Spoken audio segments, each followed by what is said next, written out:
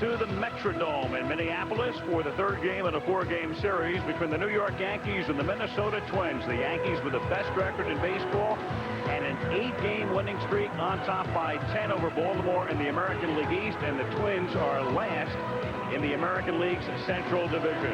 And welcome to Minneapolis. I'm Al Michaels along with Jim Palmer and Tim McCarver.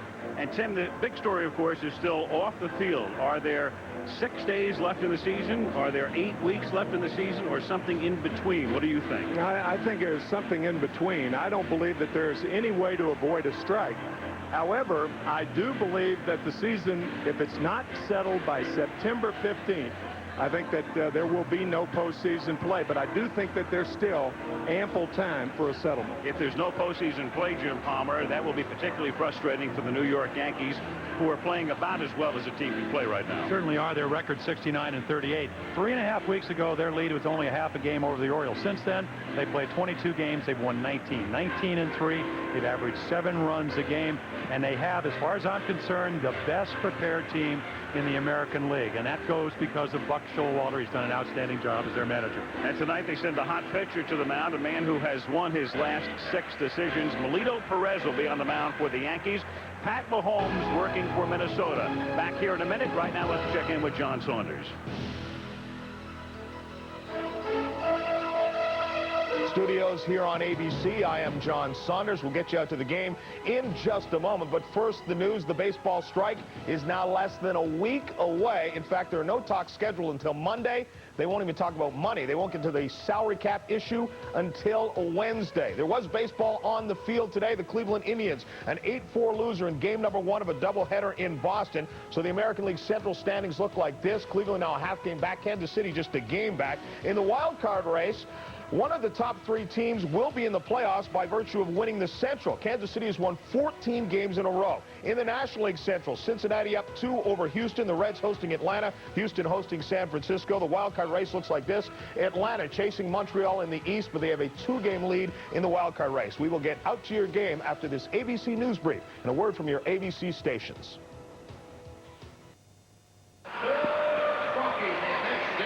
Crowd still filing into the Metrodome in downtown Minneapolis. Should have about 30,000. And they'll watch Pat Mahomes on the mound. He's coming off probably his best outing of the season, though he lost to the Baltimore Orioles on Monday. He led the Pacific Coast League in earned run average last season at Portland, splitting the year between Portland and the Twins. He'll face this lineup tonight. The first 5 Yankees are hitting better than 300. Polonia, then Boggs, and O'Neill, who leads the league, hitting 3rd. Noakes, Mattingly, and Mike Stanley with 4 runs batted in last night. And then Bernie Williams, Mike Gallego, and Pat Kelly.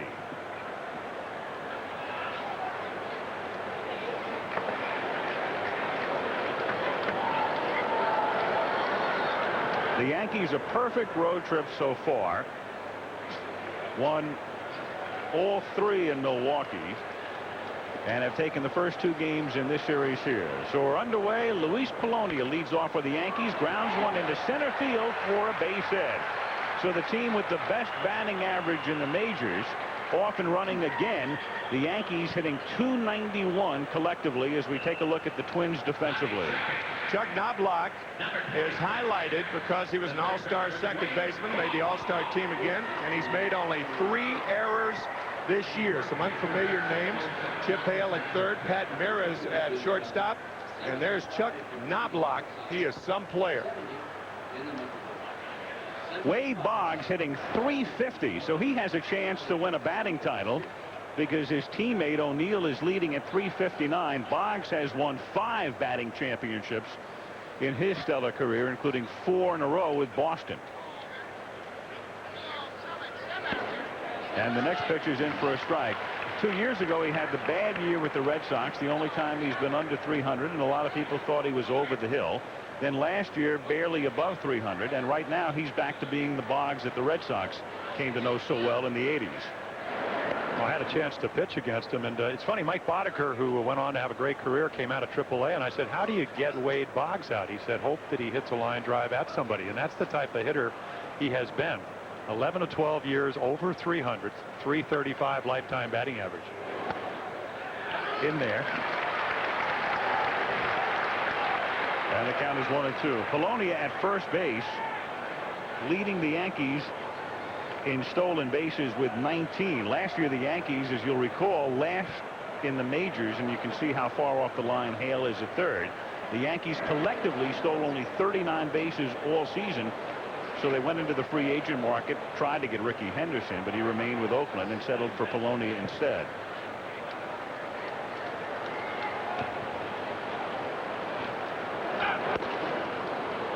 It's unusual that Wade Boggs hits a lot of balls the other way, and yet the third baseman is off the line. Buck Showalter telling me last night that when Boggs hits a line drive the other way, it's between the shortstop and third baseman or to the left of the shortstop.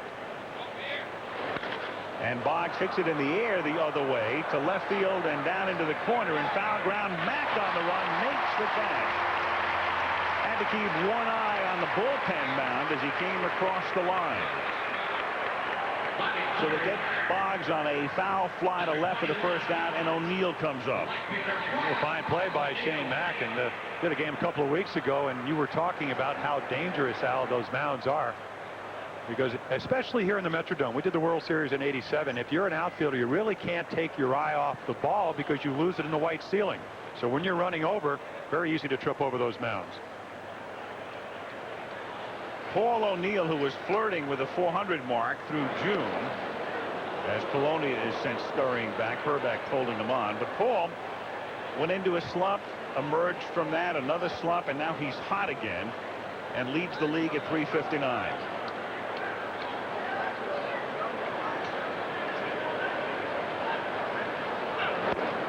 So much has been made with so many of the marks in jeopardy, in particular in regard to home runs. And there is the, well, we'll take a look at the Twins batting order when they come up. But one of the things that has sort of gotten lost in the shuffle is Tony Gwynn, who leads the National League in hitting right now at 390. So here's a guy in early August with a legitimate shot at 400. And Tony Gwynn's won 4 batting titles already. Tony Gwynn entering tonight's play with a 390 average, and if he goes 12 for his next 20, it will be at 400. So he can do that too, and you know, he can. Anybody's ever seen him play, as you look at those numbers. Inside. You know, Al, you mentioned Pat Mahomes coming off a very tough loss to Arthur Rhodes of the Orioles on Monday night, but he came up last year, and then talking to Dick Such, the pitching coach, has a good arm. Fastball around 90 miles per hour, the curveball, the slider, and the changeup, but he has to get the ball down and throw a lot of off-speed pitches. And we talked about how prepared the Yankees are, no doubt. Ronnie Hansen, the advanced scout, telling him, and you can see right here, trying to keep Polonia from getting a running start. Mahomes at 6'4", he's been a couple of slide steps already trying to get to home plate quick, and we'll show you what that really is as the game progresses. But you can't let the runner get a big lead. 2-0 to O'Neill is foul back, and the count is 2-1. First inning, no score. Polonia at first base and 1 out as the Yankees seek their 9th consecutive win. When we talk about a big lead, if you're a pitcher, what you want to do is recognize that lead. And normally when you see that runner with a foot or two, sometimes good runners, aggressive runners, get both feet on the carpet. Now that's a good lead.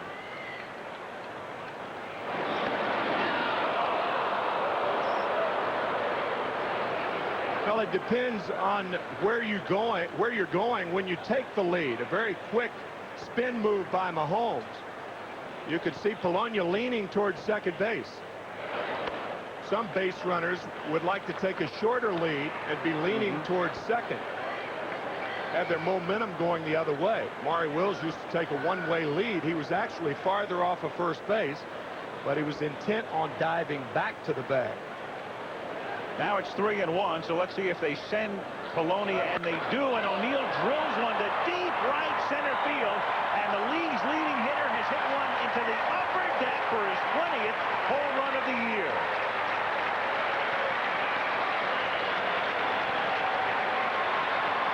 And Tom Kelly's been watching this for 3 consecutive nights. The Yankees off and running again, 2-0. Well, we talked about holding Polonia to first base. He ran the count, talking about Pat Mahomes to 3-1. 3-1 fastball right down the middle. O'Neill looks for it, gets it. And when you're hitting 359, that usually means to me as a former pitcher, you're seeing the ball well. Right here, he has to throw a strike because of the 3-1 count. I think your point's well taken, Jim. Diverting the attention and too much attention to Polonia allowed O'Neill to get a good pitch to hit. Now Noakes takes a strike. O'Neill last year hit 20 home runs, so he's equaled that mark. His career high, 28, as a Red in 1991. 2-0, 1 out, bases empty, and with the shortstop Mears on the right field side of second, the count is 0-2. Noakes a dead pull hitter, so only Hale, the third baseman, is between second and third. And look at Knobloch. Short right. It's like a softball game on the right side. 0-2 to Noakes. Got him swinging.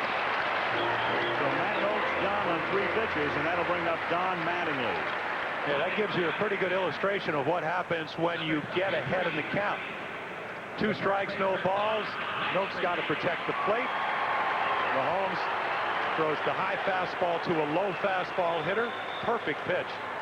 And gets the strikeout. 2 out, bases empty, and Don Mattingly is the batter. Mattingly has been a fixture in the number 3 spot, but recently Buck Showalter moved him down into the 5 spot, and last night had him hitting 6th, though he doesn't preclude the possibility that Mattingly could get back into the 3 spot. But for right now, he likes O'Neill hitting 3rd and Mattingly hitting 5th. That's an indication of how strong the Yankees are. They have 3 hitters that could hit into the number 3 hole. Boggs, Mattingly, O'Neill. There he is, Buck Showalter. His club averaging 7 runs a game since the All-Star game. He can make up any lineup. In his 3rd year, and he's pushing all the right buttons.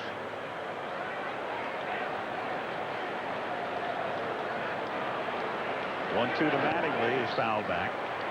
The thing about Don that's gotten a lot of attention recently with the Yankees doing so well is that he is perhaps the best player in baseball at the moment never to have played in a postseason game. And here he'll have a golden opportunity, but it may go by the boards if the players go on strike and the postseason is wiped out. He has played 1,652 games, counting tonight's game, without appearing in a postseason game. The only active player who's played in more would be Julio Franco, who's playing with the White Sox, and he has a great chance to wind up in postseason for the first time this year.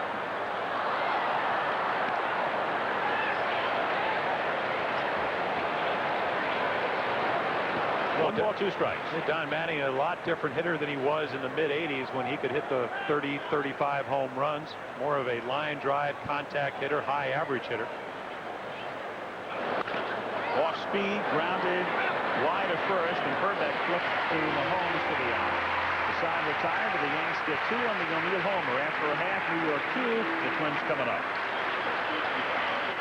Paul O'Neill and Melito Perez, who has won 6 straight, on the mound tonight, 9-3. It equals the longest winning streak of his career. He also won 6 in a row in 1991 as a member of the Chicago White Sox, working out of the bullpen that season.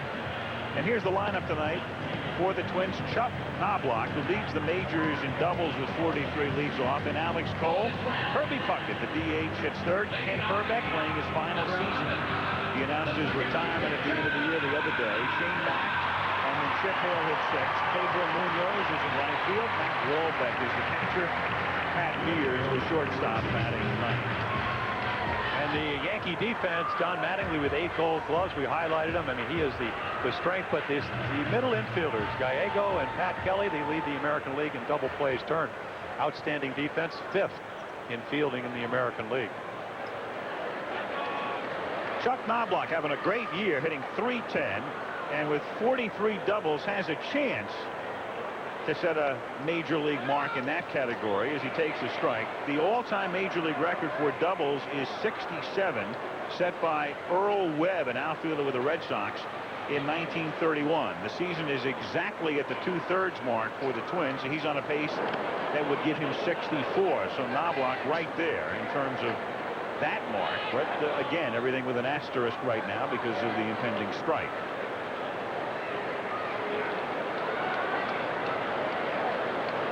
Another guy is Larry Walker of Montreal, with Knobloch leading the American League at 43. Walker has 44. Hit to center field and right into the glove of Bernie Williams for the out. 1-up and 1 down, and Alex Cole is the batter. Baseball Night in America is being brought to you by Lexus Luxury Automobiles, the result of a relentless pursuit of perfection. MCI, the company that brings you proof positive, and new Clean System 3 gasoline from Texaco.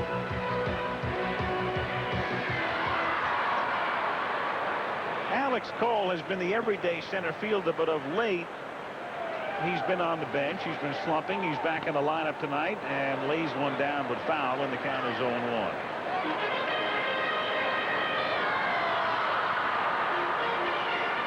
Well, if you're a player in the American League and you want to be a good offensive player and you don't hit a lot of home runs, you watch Kenny Lofton, the Indians. He bunts a lot, high on base percentage. Cole can steal if he gets on. And if you're a second hitter, I guess that's your job. You don't hit a lot of home runs, get on for the big guys. 1-1 the count. Boggs in at third. It's hit in the air to left field, and Colonia drifts over, crossing the line into foul territory, and Cole is gone. So 2 up and 2 down in the bottom of the first inning, and Kirby Puckett comes up. You know, as we look at Melito Perez, he's won his last 6 decisions. Control's a lot better.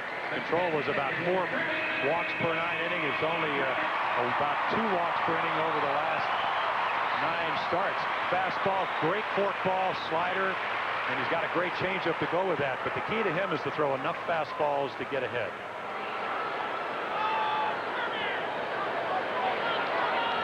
Kirby Puckett. Another good year, typical Puckett type year, up over 300, a lot of runs batted in with 98. And when this season ends and Kent Hrbek retires, he'll be the last remaining member of the 1987 Minnesota Twins World Championship team. Pitch one to deep left field. Colonia going back, and this one is gone. His 18th of the season.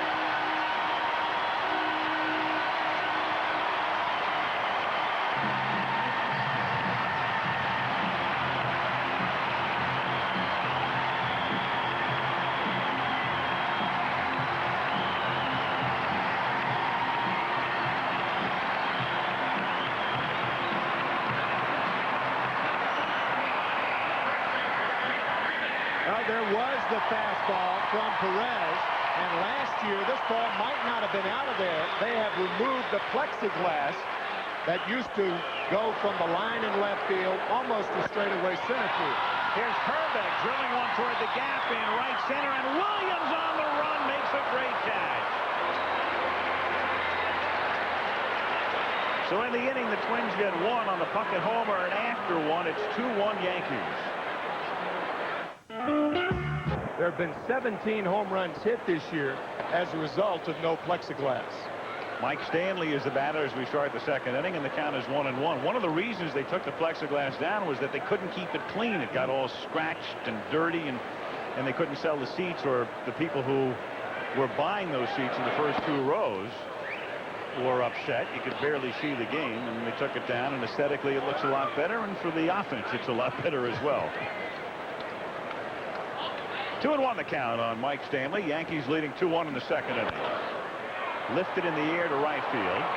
Pedro Munoz is there. 1 gone. Let's get an update as we check in with John Saunders. John?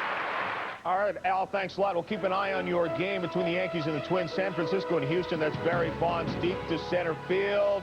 It stays in the park short of the track, and Darren Lewis, though, just has to trot in to score. San Francisco 3 games behind the Dodgers, chasing 1-0 is that score in the second inning.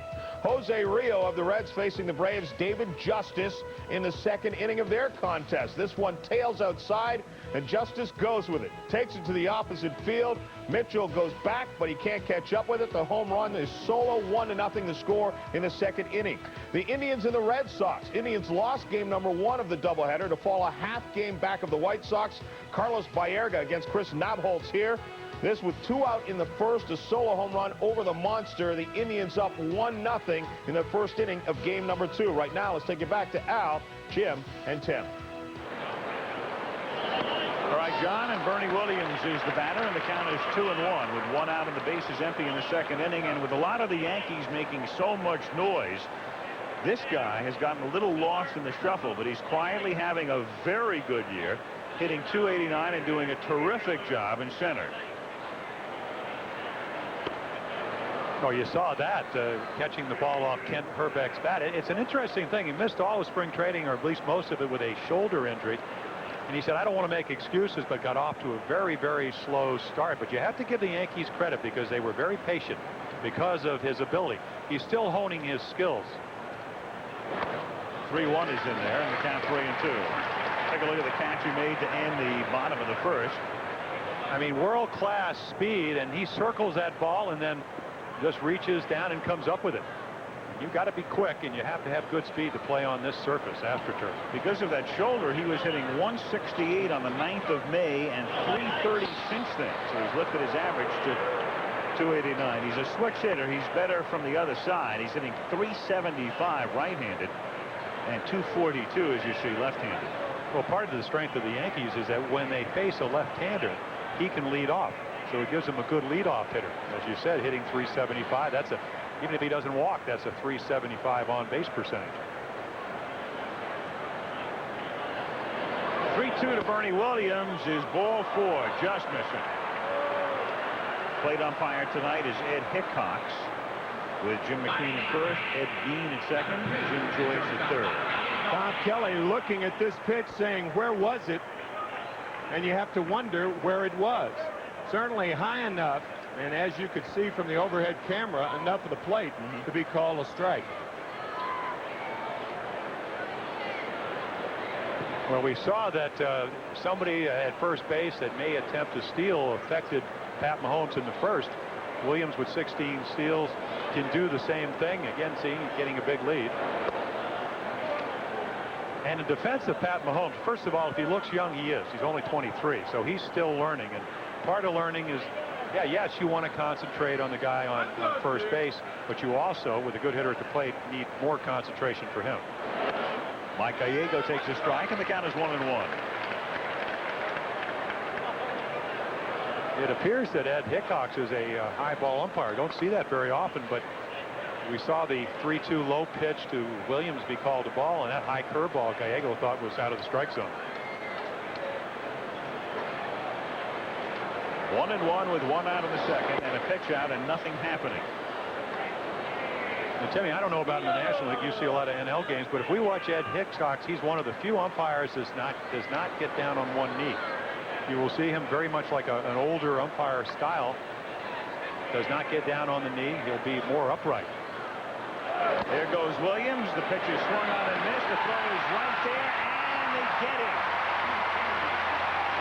So as so often happens on the pitch following the pitch out, the runner goes. You got a pretty decent jump, but Wahlbeck's throw is right there, and Knobloch tags him out. Yeah, and the jump, Al, is not particularly necessary on a hit-and-run play. It's up to the hitter to put the ball in play on the ground, and the ball was foul-tipped by Gallego, but Williams was dead at second base. Count now 3 balls and 2 strikes on Gallego.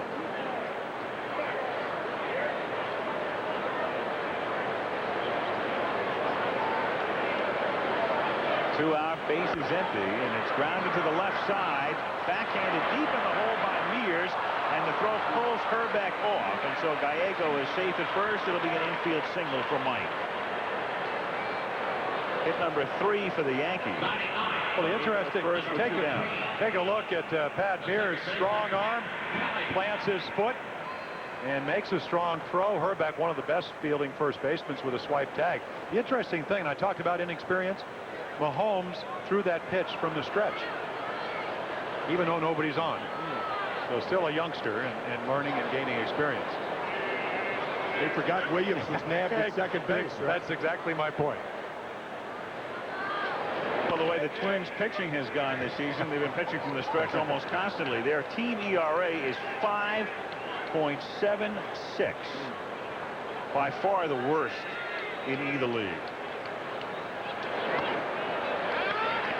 1-1 to count. Matter of fact, as a team, you have to go back to 1939 when the Philadelphia Athletics, as a team, as a pitching staff, had an earned run average of 5.76.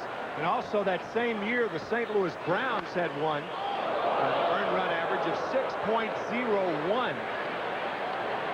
6 runs per 9 innings, and the Twins have given up almost that many this year. Was the ball more lively that year too? I don't know. Was it juiced? Had to be. Right before the war, you would think so. Here's the 1-2 to Kelly. Called strike 3. So the Yankees are done in the second after 1.5. Yankees 2, Twins 1. You've got customers who demand information to command. Driving one down the line and into the corner. And Mack, who comes into the game hitting .316, tacks on another point or two with a double.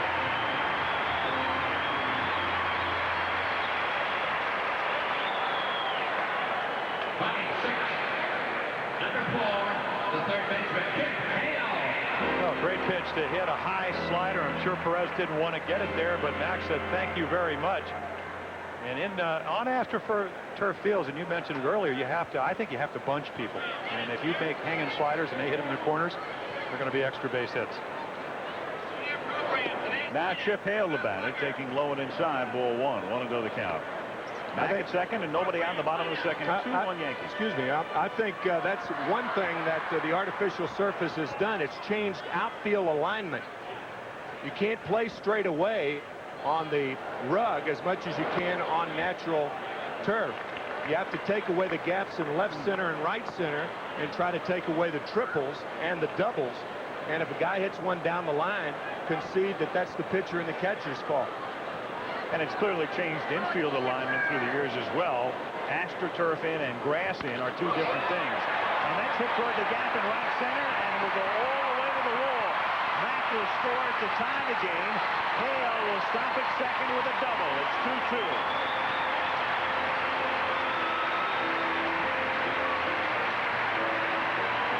Three hits now for the Twins, 2 doubles and a home run. Well, you mentioned earlier that the Yankees' first 5 hitters, all left-handers, hitting over 300. This is their best attack, talking about the Twins, the left-handed attack. Hale last year came up out of Portland where he hit 280, hit 333. He's hitting about 350 in his last 32 games. So he's been hot, and if you throw a low fastball to a left-handed hitter, he's usually going to have a good swing. The ball down and in, all you do for a left-hander is just drop the head of the bat on him. Hale at second and nobody out, and Pedro Munoz comes up. Munoz sees a lot of action. Tonight he's in right. Last night he was in left. There has been some talk of perhaps moving him to first base with Hrbek retiring as he grounds one toward box and looks the runner back and throws him out. So Munoz is gone, but Tom Kelly didn't sound very optimistic about Munoz's chances of playing first base in the future.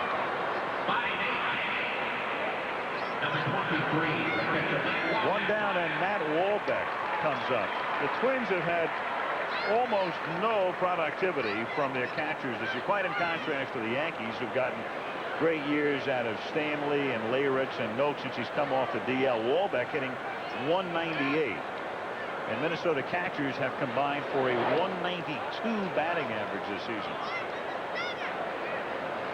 And that is the lowest average by any position on any major league team except the National League pitchers, of course.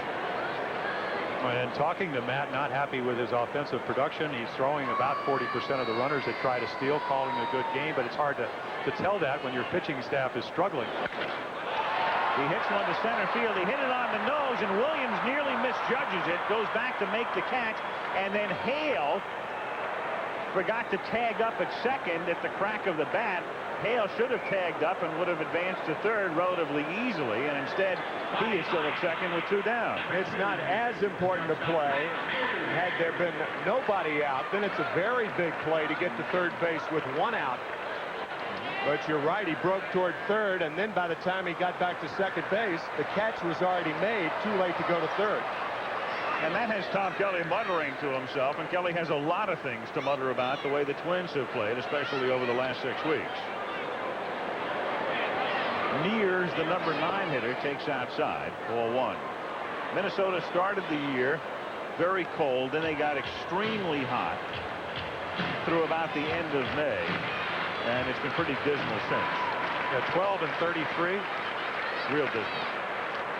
That'll keep you up at night.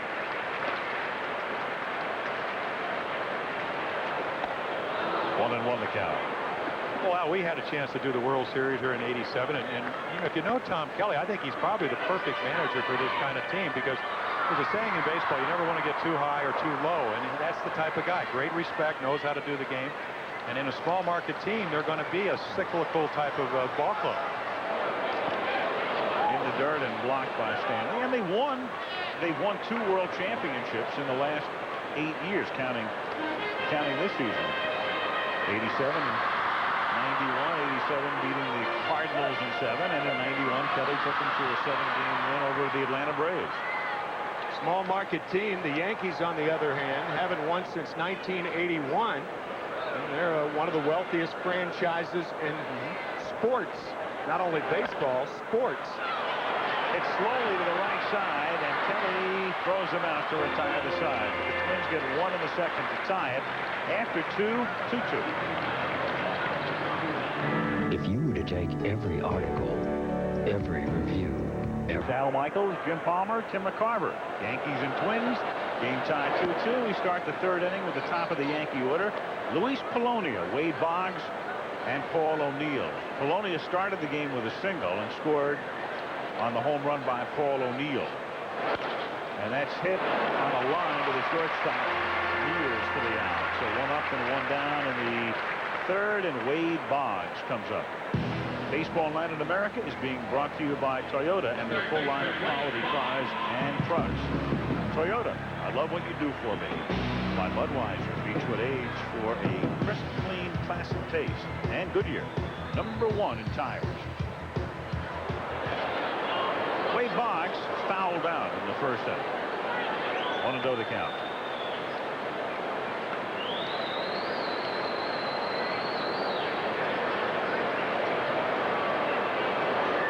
Mahomes misses upstairs. 2 balls and no strikes.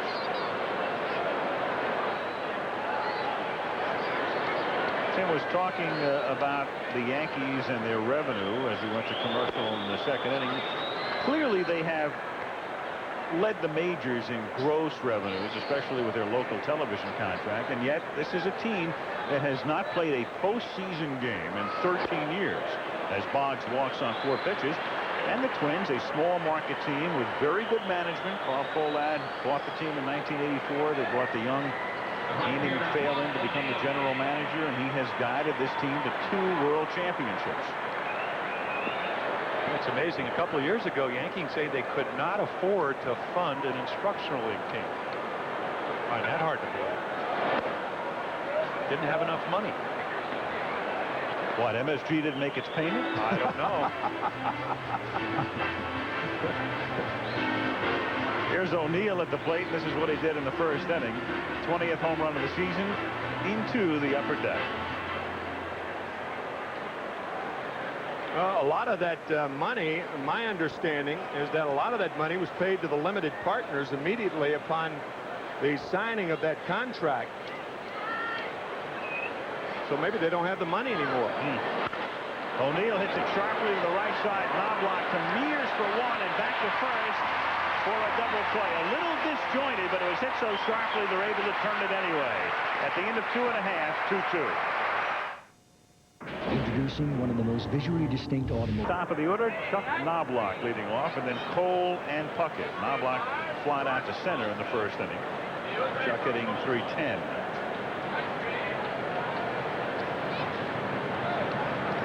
Melito Perez.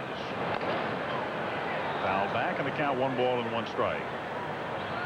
Perez with, well, several brothers who have played and are still playing professional baseball, including Pascual, who had a pretty good career with the Braves and the Yankees and other teams as well, and is now back in the Dominican Republic.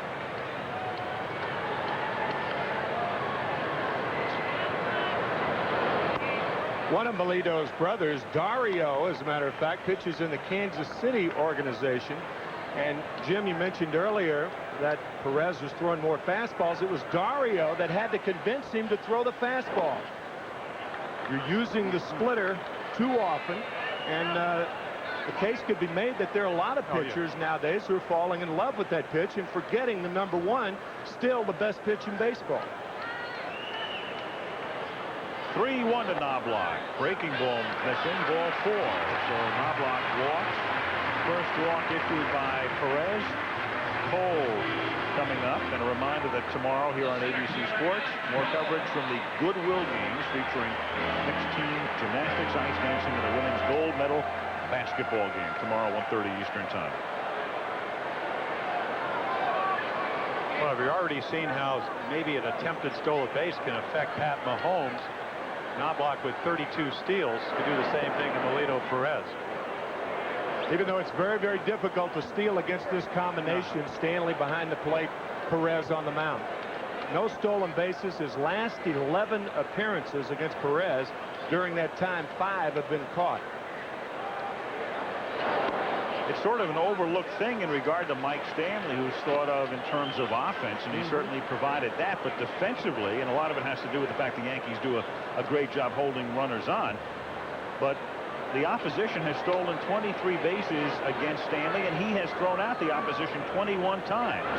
And that's the best success rate for a catcher in the American League this season. Yeah, the league average is usually right around 30%, 29, 30%. So that gives you an idea. He's close to 50%. But it all starts here, as far as I'm concerned. And again, that's going back to talking about keeping the runner close. Don't let him get a big lead. If you do, keep throwing over there. Step off the mound. Alter the way you throw. And the most important thing is give your catcher a chance to throw somebody out. How do you do that? You deliver the ball in a hurry. Check this out, Jim. Have you ever seen a pitcher look through that slot at the runner? I've never seen that. That's hit softly into right center, and we will fall for a base hit as Knobloch stops at second. So runners at first and second, and nobody out. Puckett coming up, and let's step back for a second and check in with John. We will not leave you. The Marlins and the Mets here. Jose Vizcaino on second. Todd Hundley, the little bouncer to second. Brett Barbary plays it off his chest. David Segui then comes in to score easily. 1-0. The Mets have the lead. The Expos and the Phillies. Fernando Valenzuela facing Lansing. And he lifts this pitch. It starts to break down, but he still gets it out to left field. The home run as Montreal tries to pad its lead in the East. They lead the Phillies right now. 1-0 is the score. It's just been tied now by the Phillies. 1-1 is the score in the third. Seattle and Kansas City. You know, Kansas City's won 14 in a row. Seattle's not impressed. Reggie Jefferson with the double here. Soho and Fermin come in to score off Gubazov. They take a 4-0 lead over a club that hasn't lost in 2 weeks. Right now, let's go back to Al, Jim, and Tim.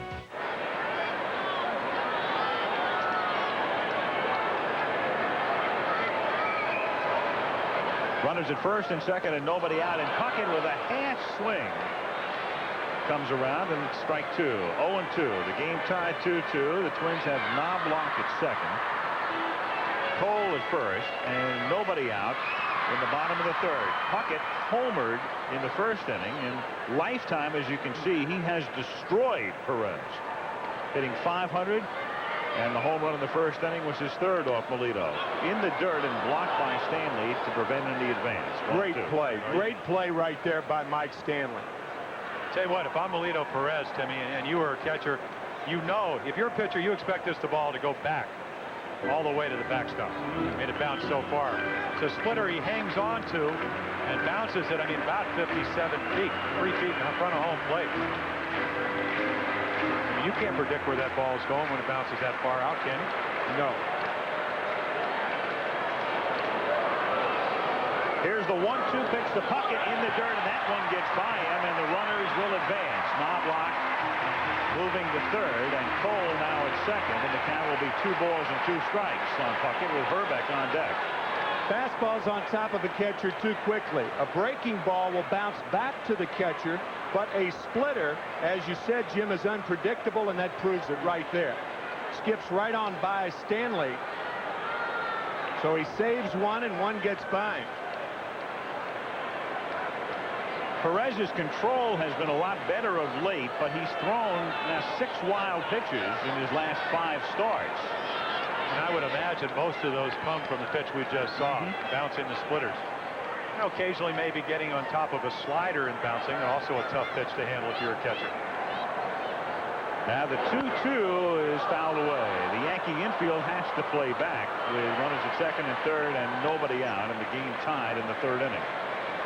You know, we saw that graphic, what, 24 for 43 or whatever, almost 500 lifetime. And it'd be interesting to see, and I think the reason he probably bounced those 2 pitches, he knows maybe it's not 21 for 43, but he knows Puckett hits him well. And you try to make the perfect pitch. And now the count 2-2, we'll see if he can make that pitch. And that's in the dirt for ball 3. So a full count now with nobody out in the 3rd inning, and the Yankees and Twins tie 2-2. Hrbek, who is hitting just 161 lifetime against Perez, is on deck. So Melito facing in Puckett, a man he can't get out. And then Hrbek, he's gotten out with regularity. And it's hit to deep right field. O'Neill goes back and has to play it off to Baggy. 2 runs will score. Puckett has a double, and the Twins lead 4-2.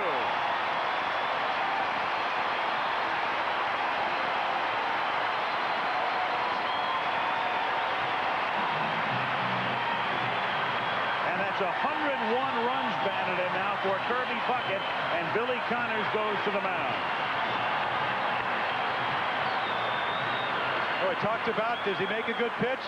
A hanging either a splitter or maybe a hanging slider, and Kirby says, thank you. That's a pitch he loves to hit, something up in the strike zone. We saw him hit the fastball to the left. He hits the breaking ball to right. And that's why this guy is a lifetime 300 hitter. And part of the reason he is such an effective hitter, it's very difficult to pitch around Kirby Puckett, because often, even though that pitch was a strike, he hits the bad balls out of the strike zone as well as he does the good balls. That's a great point, because a lot of hitters would duck that breaking ball in that count with the strike zone coming down. Terry Mulholland warming up for the Yankees. Mulholland, who began the season as a starter, and Hrbek drills one to deep right field. No doubt about it. 6 rows up into the upper deck.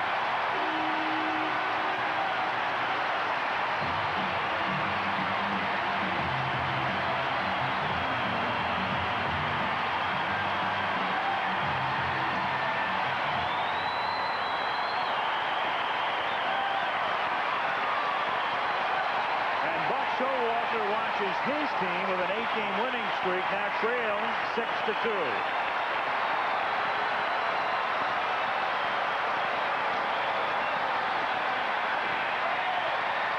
Kent Hrbek said, I have to retire. I'm only 34. I can still hit, but it's after I hit. Well, if he hits one like this, he could play till he was 44. Well, I tell you what, I pitched against him, and this is a familiar scene. Something that, you know, maybe not that monstrous, but in the upper deck, home run 293 lifetime. What a bomb. Well, you wonder if Ken has a good last 2 months for the Twins, that he'll rethink retirement. He says no, but you wonder.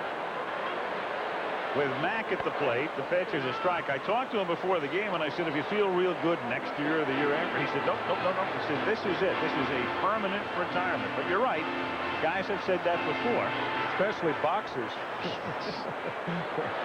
Hello, Alexis Arguello and Roberto Duran, huh? They come out of retirement every other week. What's the matter with that? Touche. When is your next comeback, by the way? Oh, no. But I did see Tommy John does games for the Twins. He said, I'll tell you, the way the left-handers barely, some of those guys they're putting out there aren't even breathing. He said, now that I have my hip, I'm going to do a comeback. It's grounded to short, and Gallego will throw him out. And that's the first out of the inning. One down, and Chip Hale coming up. Of course, Jim, when you attempted your comeback several years ago, it wasn't your arm, it was your leg. You had the hamstring problem. Well, I think Tom Seaver's career ended prematurely with knee surgery. Didn't think that with the great windup he had. Speaking of arm surgery, or actually surgery, Melito Perez last year coming off shoulder surgery. Really not pitching very well tonight. Doesn't look like he has a very good fastball. Pitch to Hale is a strike. Chip doubled in the second inning. Perez had allowed just one extra base hit in each of his last 3 starts. He comes in with a 6-game winning streak. But tonight he's given up a homer and a double to Puckett, a homer to Hrbek, and doubles to Mack and Hale. Well, the Twins 1-4 on this homestand. They've got outscored up till tonight 35-9. You give them a chance, they're a tough offensive ball club. But if you put them out of the game early, then all of a sudden they start to have to hit home runs, and they're not really a home run hitting ball club. They're better a contact high average team.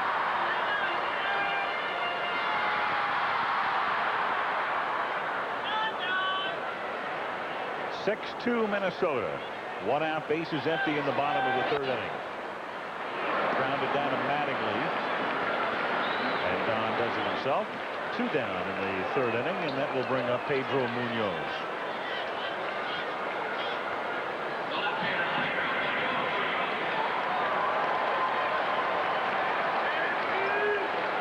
Pedro 0 for 1, grounded out in the 2nd inning.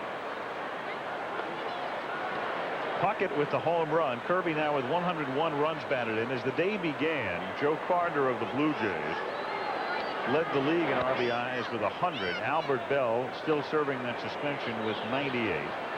Frank Thomas 97. And in the National League, it's a runaway. Jeff Bagwell had 5 more yesterday and 112 runs batted in for the season. And here it is early August, and Bagwell has already broken the Astro team record for runs batted in with 2 months to play. Yeah, what an incredible year. You know, doing American League games, I wish that he would come over here just to see him play. I mean, the kind of year he's having.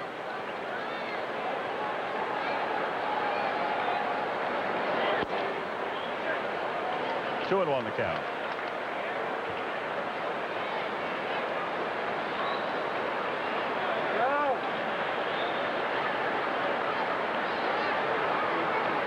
Two out, bases empty. 6-2 Minnesota in the 3rd.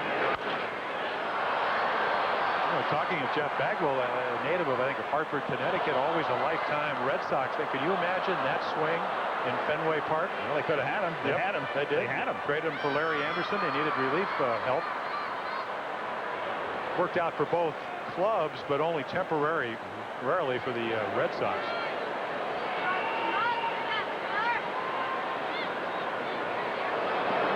2-2 got him swinging. But in the 3rd inning, the Twins doing heavy damage. Score 4 on 3 hits and lead 6-2. Baseball Latin America returns after this from our ABC stations. Hey, Dad's coming to ABC. Catch a night of 6-2 as they try to snap the Yankee winning streak, which has now reached 8. And it's been a perfect road trip thus far for New York as Matt Noakes starts the 4th inning by looping one foul into the seats, in the count 0-1. Noakes, Mattingly, and Stanley in the 4th. And again, the Twins playing Noakes as a dead pull hitter with Knobloch out in shallow right field. And Mears on the right field side of second. And the defense is positioned perfectly. Hrbek flips to Mahomes. 1 down in the 4th inning. And Don Mattingly coming up. Now, when you see that kind of defense, it touches on what you talked about. Usually, it seems like you don't overplay guys. But, of course, you do overplay a full hitter. But it's very important, Tim, when you see your defense stacked, that you pitch to that defense. And that's sometimes very difficult to do. You would think with Hale playing that far off the line that any kind of bunt, even a hard bunt, would be a base hit for Noakes. If he bunted it hard enough, it might be a double.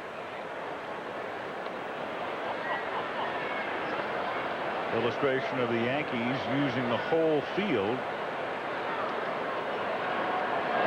That's a very important offensive point. When you face the Yankees, they are a very difficult team to defense against.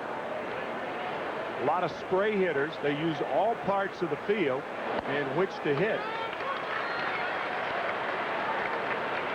And that's a really approach that Rick Down, the hitting instructor, talks about. Look outside, cover the outside part of the plate until you get 2 strikes. Then you look for the entire play, which is why it's so important. And again, as a pitcher, you make good pitches, and they just hit them the other way. You know, if a guy tries to pull that pitch, it's a routine grounder. The graphic illustrating that Mattingly has almost as many hits to left field as he does to right. 3 balls, 2 strikes the count. There's Rick Down, right behind Bernie Williams. And Mattingly draws a walk. That is the 3rd walk issued by Mahomes, with 1 out here in the 4th inning, and it brings up Mike Stanley. Well, you might think, well, if that's true, if they hit a lot of balls the other way, why don't more pitchers come inside on Yankee hitters? Well, they try to, but because a lot of pitchers don't throw hard enough nowadays in both leagues, it's very difficult to get an 87-mile-an-hour fastball in on the hands of any hitter. So that's another reason that the Yankees are having a very successful year and lead the majors with a team average of 291 coming into tonight's game.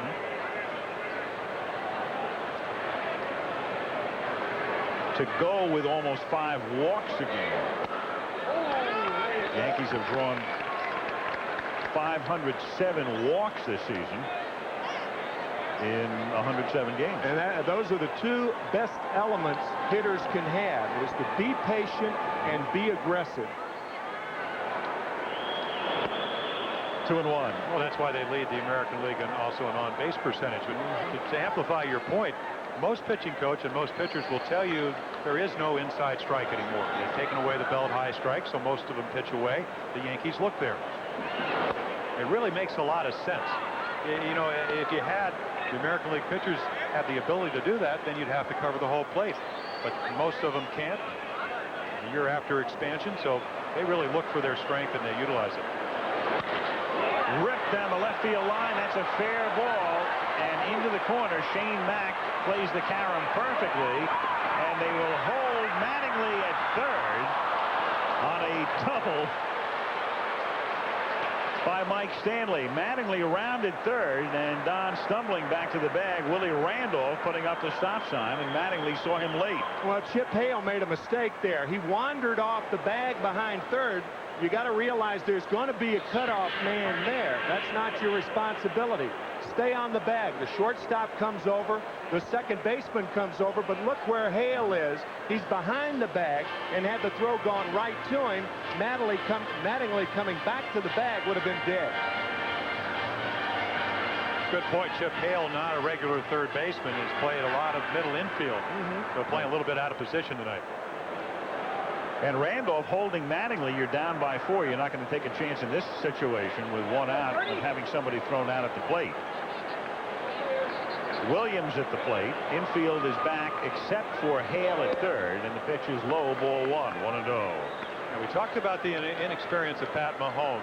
Your team puts 6 runs on the board, 4 in the last inning. What do? You get the first out, then you walk Mattingly, you go 3-1 on Stanley, and now you have 2nd and 3rd. That's grounded to the hole and through for a base hit. Mattingly comes in to score. Stanley will be held at 3rd, and Williams is on his way to 2nd, and he's in there. So it is 6-3 with runners at 2nd and 3rd. That is a horrible play by Pedro Munoz. There is no way at the runner from 2nd base, Mike Stanley is going to try to score. The ball's hit sharply. You're on the rug. You're not playing him deeply. Now you miss the cutoff man. You allow Williams to go to 2nd base. You're still 3 runs up. That's a terrible play by Munoz.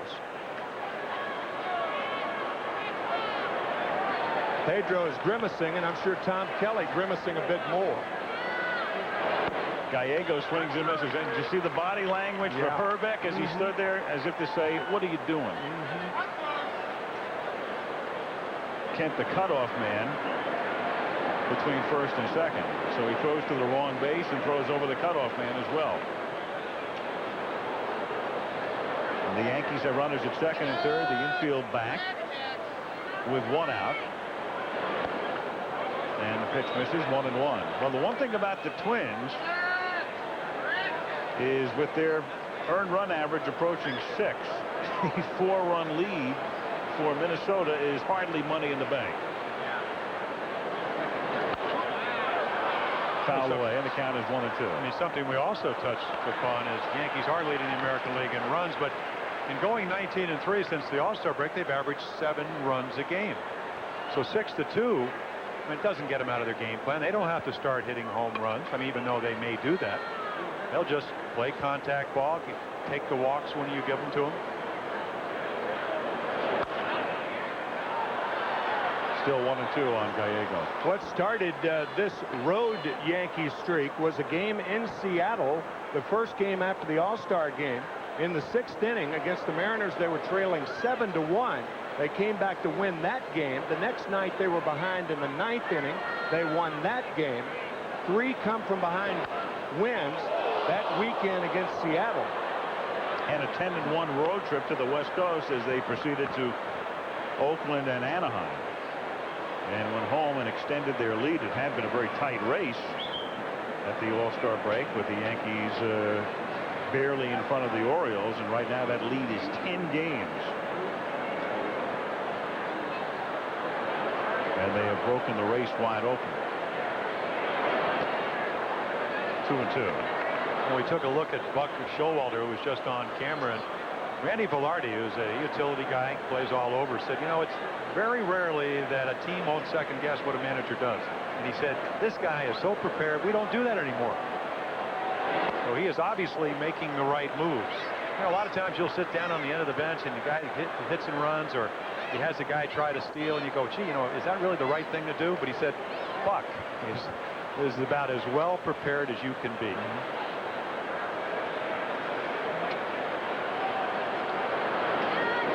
3-2 is grounded to the left side, and with the infield back, that will score a run, and Mears has it dug out by Hrbek, who didn't even know he had the ball. It is 6-4 as Stanley scores. Williams stays at second, and Hrbek didn't even know he had scooped it out. With that big first baseman's glove, sometimes you don't know if the ball is in there, and Kent didn't. Well, low throw, and Hrbek is probably the best first baseman I've ever seen and ever won a Gold Glove. Agile, 260, maybe 270 at this point in his career. I tell you what, I mean, he can make the plays, and there's a perfect example of a guy that you don't have to be fast, you have to be quick to play first or third. I think the reason that Kent Hrbek hasn't won a Gold Glove is because he's not left-handed, and that's a left-hander's position. Mattingly, you think of all the great first basemen dating back to Ferris Fain, Keith Hernandez, Don Mattingly.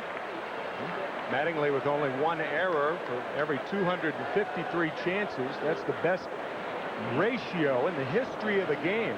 But it is indeed a left-handed throwing position. That's a good point. I mean, I'm thinking about in recent times good fielding right-handed first baseman. I guess, Steve Garvey would come to mind. Good fielder, good fielder. Not a good thrower, right. But a good fielder. Right.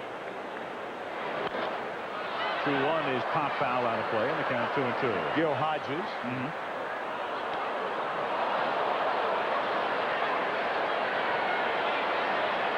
Oh, and also, you know, Hrbek was not one of these one-dimensional guys. I mean, just hits. He does play first, but has great range. For a big guy, I mean, he covers a lot of territory, not afraid to stray off the bag. A lot of first basemen, they go on a ball to their right, they go back to the base. Not Kent. Never has. 2-2 to Kelly, got him swinging. But in the inning, the Yankees get 2, and after 3.5, it is now 6-4. Well, with the impending strike, Dave Winfield has been around and has seen just about everything, and I asked him what he thought was going to happen. It'll be resolved, but I can't tell you when, where, or how, or whatever. So I'm not nervous about it, and I try to keep the other young players under control who haven't experienced it. And I try to tell them why things are happening, why there are press conferences, why things are said, and what we're trying to accomplish, and don't take their eye off the goal. And they'll be okay. So that's about it. Pat Mears at the plate, and the count 1-1. Winfield is one of 33 players who are still playing who experienced the 50-day strike in 1981. One other guy in the ballpark tonight who was also involved in that strike is Steve Howe, who was at that time playing for the Dodgers and faced Winfield's Yankees in the 1981 World Series.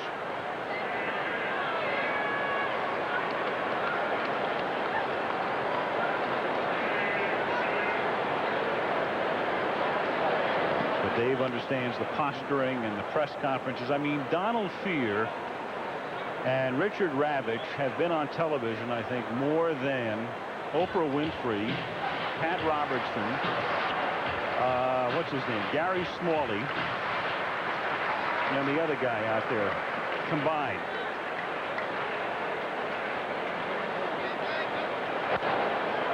I mean, they get more time than most people do with 2-year-long infomercials.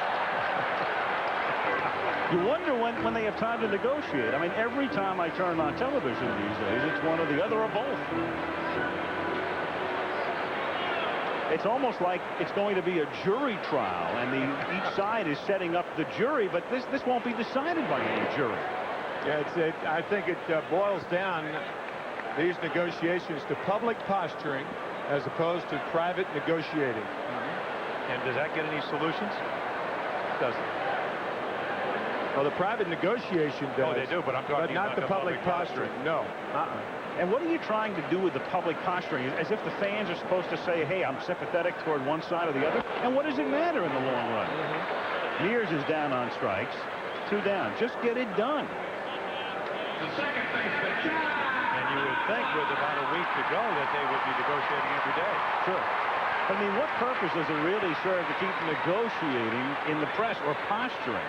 The public's not going to sympathize with either side. Knobloch at the plate. And the count is 1-0.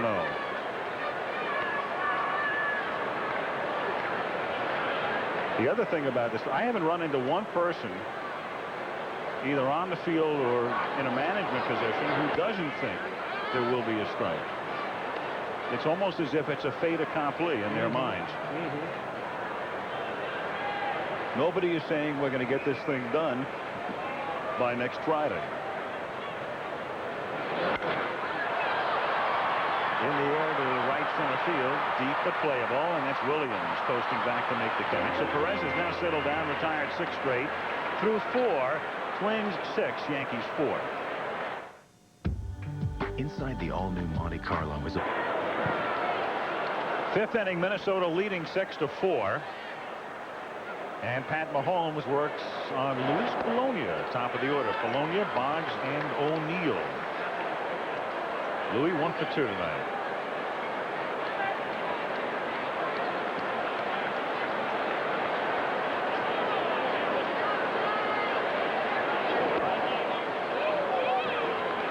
One and one.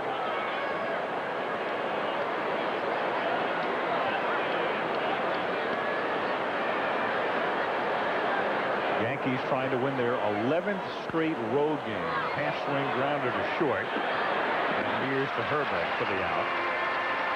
1 down in the 5th inning. Wade Boggs, who is 0 for 1, coming up. Tomorrow on ABC, it's America's Funniest Hour. Then Clark's secret may be revealed on Lois and Clark, The New Adventures of Superman. And then Richard Dreyfuss and Holly Hunter starring Always tomorrow night here on ABC. Boggs takes up high. Ted Grossman also starred in Always. Your friend. Oh, yes. Your friend, too. Fabled stuntman. Big Ted. Grossman. Big Ted. I'm definitely tuning in now. 1 and 1 the count. You'll be tuning in for Buffalo, right? That's tomorrow right, night? from Buffalo. Yeah. Monday night for preseason football coming up. Redskins and the Bills on Monday night. And then there's a wild preseason football game coming up a week from Monday. It hasn't gotten a lot of play yet, but the Cowboys are going to face the Oilers in a preseason game in Mexico City, where they've already sold over 100,000 seats. And you'll be there? We'll be there a week from Monday. It'll be quite a scene. 3 and 1 to count. Maybe you can do a quarter in Spanish. Yeah, right. I took 8 years of Spanish, and I think I know si and aloha. Hit in the air to center field. That's Alex Cole moving to his right and making the catch. 2 down. O'Neill coming up. Back here in a second. Right now, here's John Saunders. All right, Al, you need one more reason why we don't want to see a strike. How about Jeff Bagwell in the year he is having? This is a 3-run home run, his 39th of the year. He now has 115 runs batted in. That's 21 more than Dante Bichette, who's number 2 on the list. Back to Al, Jim, and Tim. All right, John. Here's O'Neill taking up high. Ball 1, 1-0.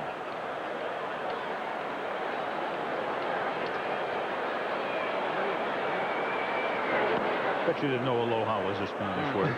No. Adios, boys. Here's the 2-0 pitch to O'Neill. Missing for ball 3. RBIs number 113, 14, and 15 for Bagwell. Did you see that pitch? I mean, a high slider in the middle of the plate.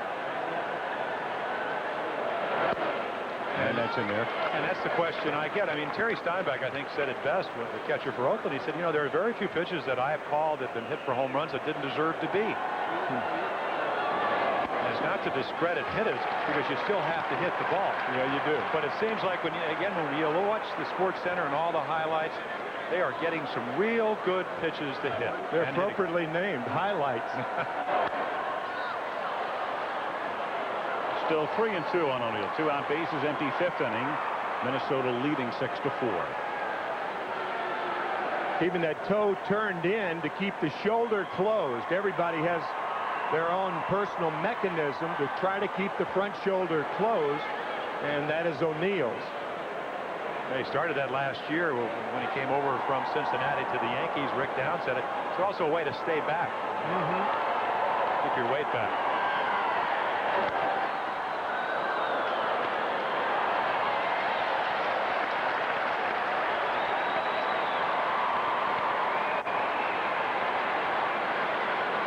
Noakes on deck. 2 out, bases empty in the 5th. And Mahomes with the 3-2 to O'Neill. Lifted in the air to left center field. A long run for Cole, who can't get there. He can only cut it off, and O'Neill chugs into second with a double. You talked earlier, Timmy, about defense. Cole playing in right center. We talked about the Yankees straight hitting it to all fields. You can't play everywhere, and he just lofted a fly ball. Out to left center, a long run, and Cole can fly, and he's still. But again, look where the pitch is, and look what his approach is, not to pull it. I don't think Cole really saw that ball very well, but a very, very long run. Pretty good piece of hitting by O'Neill to have that much power by reaching for the ball, a ball off the plate away.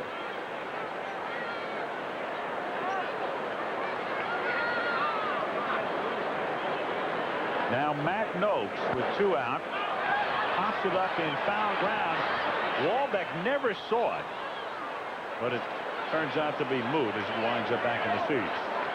0-1 the count. If you folks will check your the magazine section in the New York Times tomorrow morning, you will see an article written. She writes every Sunday. She's the food editor of the New York Times, Molly O'Neill. She's the Paul's only sister. There are 5 boys. Paul's the youngest of 6. But I'll tell you, it's appropriate because he has been feasting on American League pitching this year.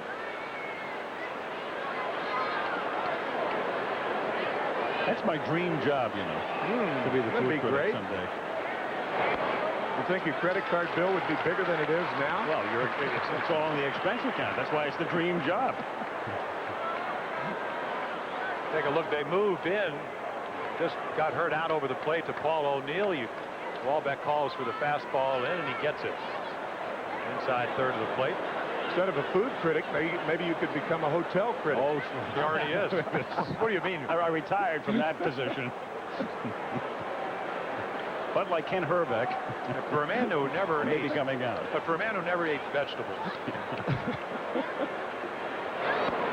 1-2 the count. You read Molly O'Neill's article tomorrow morning. I'll guarantee you'll have your first vegetable tomorrow evening in Buffalo. She's that good a writer? She's that good a writer. Okay.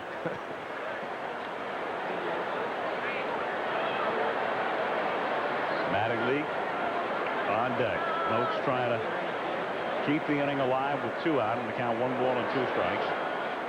And Walbeck wants to check things out again with Mahomes. Even with a runner at second base, the Twins defensively align in the same manner against Noakes, with Mears over on the right field side of second and Knobloch out in shallow right field. I think what they're probably talking about is Noakes had surgery on his right hamate bone early in the year, but he is a home run hitter. So here you are, you have your defense stacked over there, but he is very capable of reaching the hefty bag out in right field here, either for a double or a home run. The shallow center, Cole coming on, and that's it. So we stand O'Neill in the 5th, and it remains 6-4 Minnesota.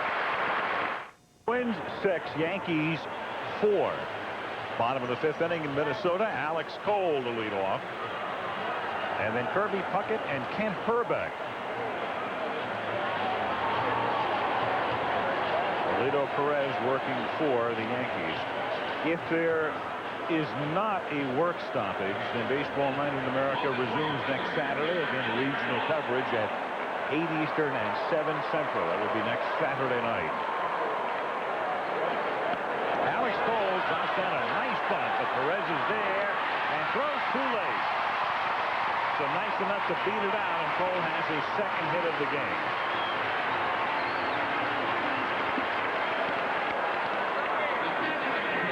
Not a real good bunt, was it, Jim? Well, it was just good enough, and you got to understand, right out in front of home plate, Melito Perez falls off to first base. He's 6'4". He's got to come back from first base, reach down, and at 6'4", doesn't get rid of it quickly enough. And Cole, and then maybe another run on base for the Twins. Would have been a great bunt on grass. Yeah. I mean, that's what Alex Cole has to do. I mean, you see, we did what? The Giants and the Dodgers. Brett Butler put 84 bunts in play last year. Bring the defense in. You know, you don't always bunt, but you hit it by him. I mean, here's a guy until this year had gone 1,317 at bats without hitting a home run until he hit one off Juan Guzman On April 17th, and has had 3 since then. Ball's not juiced, is it? Cole at first. He has 27 steals, and he's been caught 7 times. Kirby Puckett, big night, homered in the first, doubled a drive in 2 in the 3rd, and at the moment leading the league in runs batted in with 101. Strike. 1-1.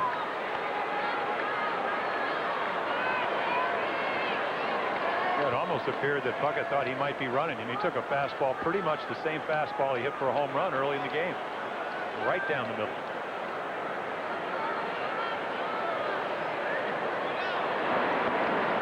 With Puckett and Hrbek each homering in the game, it's the 26th time that they have done that.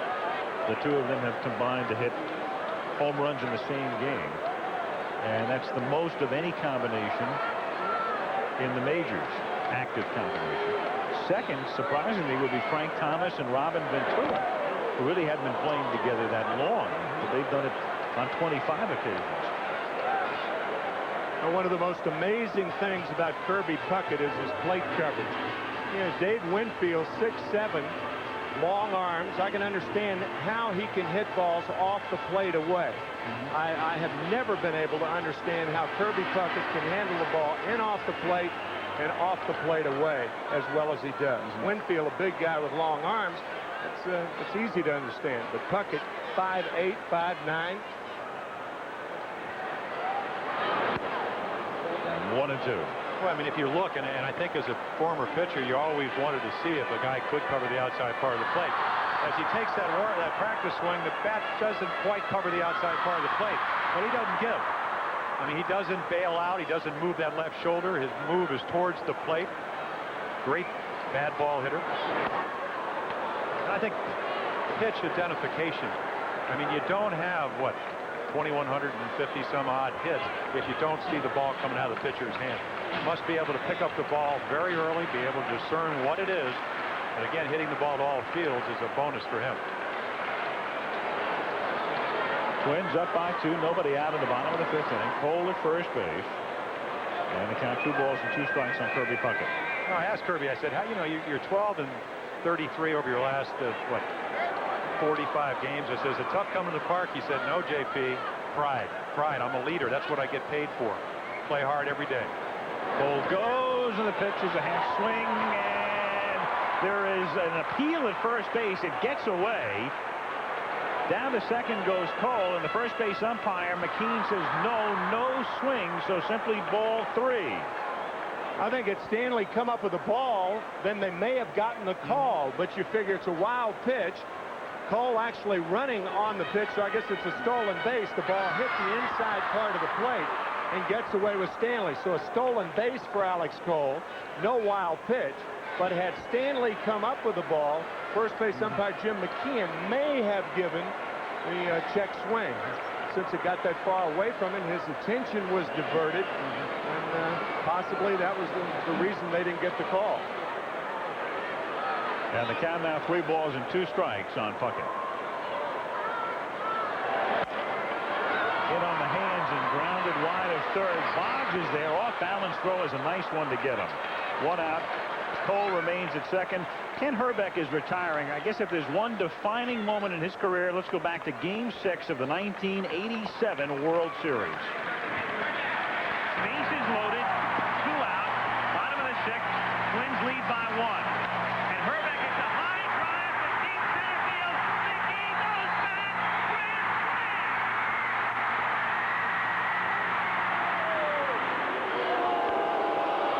They will walk him intentionally here. When he hit that grand slam, and the 3 of us were here, we did that World Series between the Cardinals and the Twins. That might have been the loudest sound I've ever heard. We had at that time a decibel meter, and you see it a lot on television these days and being used in various forms, but it was relatively new at that point, and we were showing you how noisy it was throughout that World Series and relating it to jet engine noise and airport noise and the rest. And remember, we took the shot of the decibel meter after that home run, and the thing just, it died. That was the end of it. It took it right off the chart. Boom, there went the needle. That was the loudest sound I've ever heard. This stadium after Hrbek's grand slam. And they won that game, did the Twins, and then went on to beat the Cardinals the next night to win the World Series. Shane Mack at the plate. Well, I'll tell you what, the Twins are going to miss Kent Hrbek. I mean, he enjoys the game. He's a local kid. Could have signed with the Tigers for more money, stayed here, even though he got a good salary. But I'll tell you what, he's like everybody here. Likes to hunt, likes to fish, likes to have a burger, not too worried about his waistline.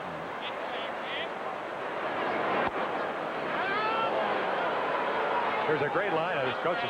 A lot of stories coming about people reminiscing, and he said he came to an off-season workout, and everybody was running from the right field line into center field, and he looked at those guys and he goes, obviously those guys can't hit. Why are they running? If you can hit, you don't have to run. Hrbek born here, raised here, and spent his whole life living in Minnesota and his entire career with the Minnesota Twins. And these days, I don't have to tell you, to play as long as Kent has and to be with only one organization your entire career is getting rarer and rarer. You talked about he can still hit. He lined out in homer tonight. But he said, I could probably still be a DH. I don't like to do that as Terry Mulholland gets up for the Yankees. And he said, I could probably make a couple of $1 million somewhere doing that. But I'm going to retire. Go back to second, and Cole gets back. And one of the things he has said, and I had a chance to talk to Kent before the game about it, is his father died in his early 50s and never had a chance to retire. And he's referred to that a number of times.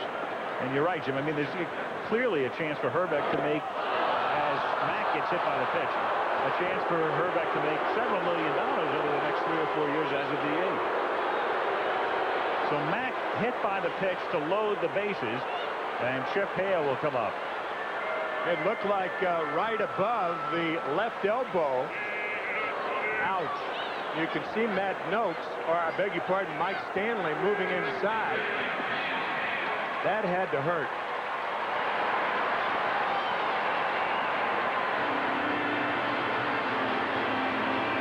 rarity in itself to see a hitter get hit by a pitch and not either charge the mound, go halfway out there, or glare at the mound.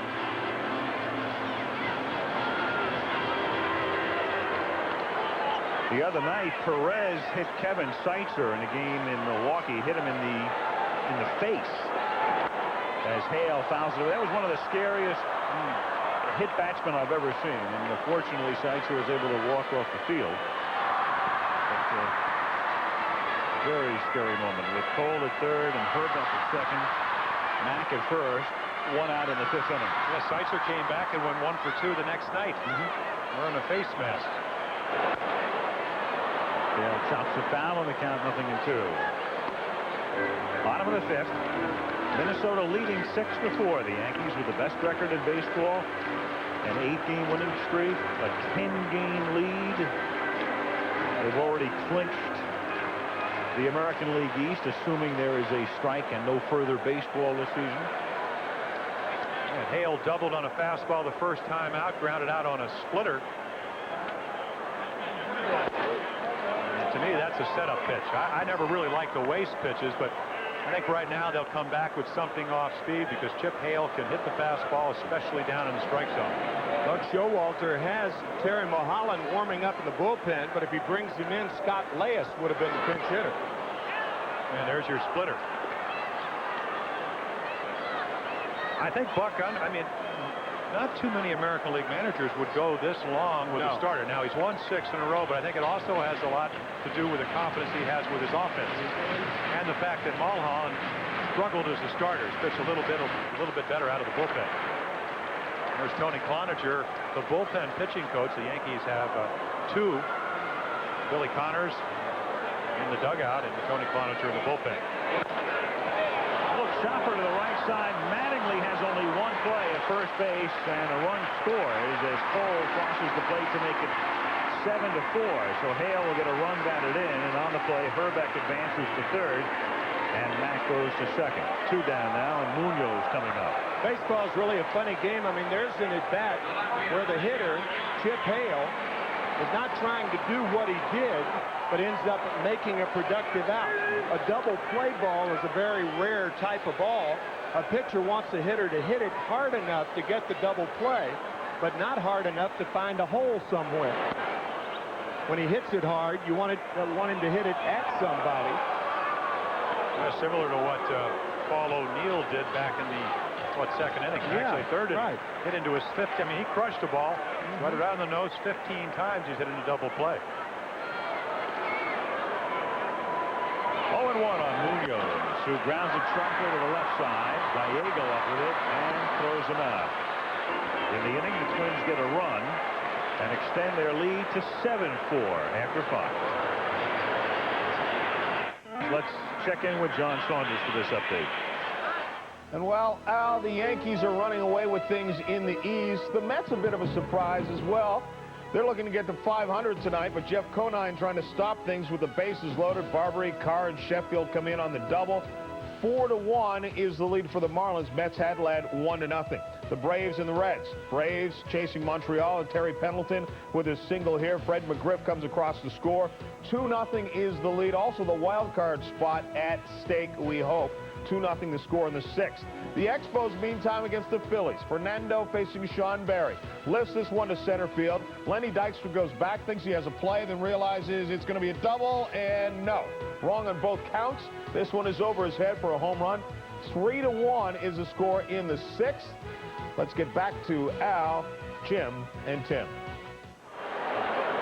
Well, John, up in the corner of your screen, and we'll play it back for you. Pat Mahomes delivered a pitch. It slips out of his hand, but it's no pitch because it has to cross into foul territory to be a pitch, and that's why Buck Showalter is out there right now. Look at this. They let it roll as if it's a putt coming toward the hole. But if it doesn't cross the plate and go into foul territory, it's no pitch. Pitch was low anyway. So the count is 0-1. It's not 1-1, and now it's 1-1. Well, one of the more embarrassing things in my career, and of course, Buck, we told you how prepared he is. He wants that to be ball 1 because he needs base runners. But in the '70 World Series, I went to throw a ball to home plate. Ball went behind me. It was embarrassing, but it told me something. Mattingly tells this crowd something as he drills one to deep right field and just fouled. And Mattingly thought it was fair when it left the bat. You could see Don jumping up as it just went foul before it was able to wrap itself around the screen. Well, that ball Mattingly just hit is a good case for having a higher foul screen in this ballpark. It's very difficult for an umpire to determine whether a ball's fair or foul when it goes over the foul pole or the foul screen down the right field line. Well, see, there looks like there's something down the left field line that does that. Mattingly goes that way. Well, he'll try left field this time. But crossing over into foul ground to Shane Mack on the run to make the catch. One away.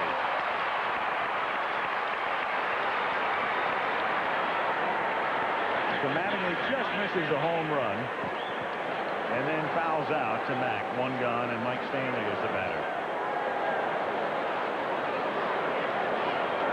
Well, there's your view, and down the right field line, it appears that the foul pole ends, at least from our vantage point, right at the upper deck. But in left field, it looks like there's either some guidelines or some netting that go all the way to the roof. Well, I think there are in right field as well. We just can't see them from this angle. The wires extend from the roof, but the screen itself only extends, as you can see, to just about the level of where the upper deck begins. 1-2 the count.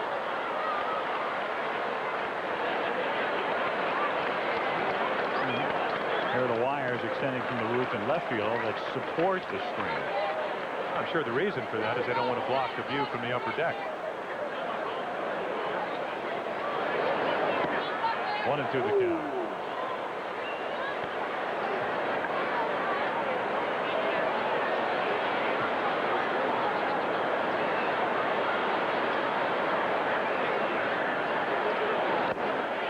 Now tipped and held by Hrbek. 2 down. It is strikeout number 4 for Mahomes. Well, there's Jim Kelly filling up the left side of your screen, and we'll be at Rich Stadium on Monday night. And preseason football starts earlier. It's 8 o'clock Eastern, 5 o'clock Pacific, unlike the regular season. So now earlier this Monday night, the Washington Redskins debut under Norv Turner against the 4-time AFC champion Buffalo Bills.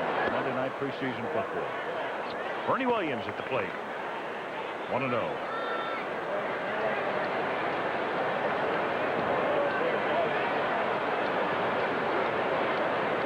Twins leading 7-4 as Williams fouls it back. 1-1. Hank Williams Jr. is back for the year. He certainly is. Happy to have him. 25th anniversary season of Monday Night Football. Kind of gets you rolling, doesn't it? It does. Are you ready for some football? It's become a great catchphrase around the country. He's back.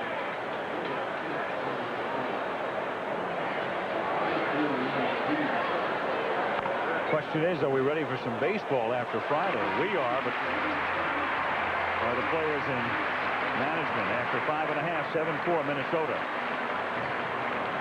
The Minnesota Twins lead the New York Yankees 7-4, bottom of the 6th inning at the Metrodome in Minneapolis. Matt Wolbeck to lead off, and then Pat Mears and Chuck Knobloch. Comebacker, Perez has it and throws him out. You know, Steve Howe, we mentioned before, one of 33 players to have experienced a strike in '81, and there he is, and the impending strike now. Marvin Miller guided the Players Union in 1981, and Donald Fear is their head right now. So I asked Howe before the game to give us a scouting report on each. I would say that the difference between Marvin Miller and Marvin Miller is Steve Howe on the ball field, and Don Fear is Jimmy Key on the ball field. Jimmy Key is Donald Fear is very calculatory. He's very he's almost like a pet rock when you look at him. You know, he doesn't show much at all. And then you look at Steve Howe, wired for 220, and very emotional. And Marvin Miller says it like it is, and look out. He lets you know he's coming. Don Fear, sometimes you don't really know where he's coming. One of the more interesting analyses I've heard. I guess from that analogy, you could say that Marvin Miller had 6 saves as far as the Players Association is concerned. And Donald Fehr hopes to be 17-3 like Jimmy Key, who leads the major leagues. He wants another victory. Mears, who singled while we were playing that interview for you at first base with 1 out. He's left. How about that? Donald Fehr is like a pet rock in a way. For use at home, Steve Howe is left-handed. He thinks slightly different. Fouled away. I mean, there's little question. Donald Fehr is a very intelligent, maybe even a brilliant man. But you're not going to find him on the Comedy Channel, are you? Don't think so.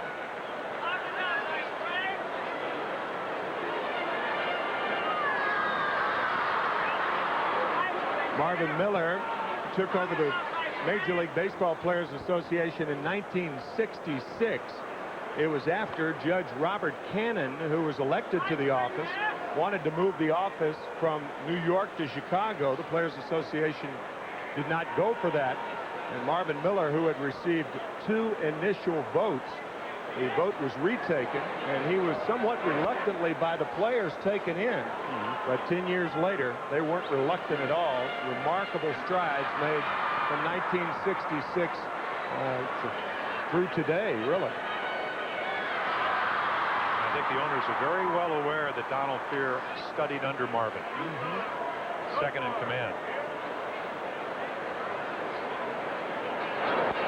1-2. Well, the funny thing is right now, it's almost as if the players are far more organized than the owners are.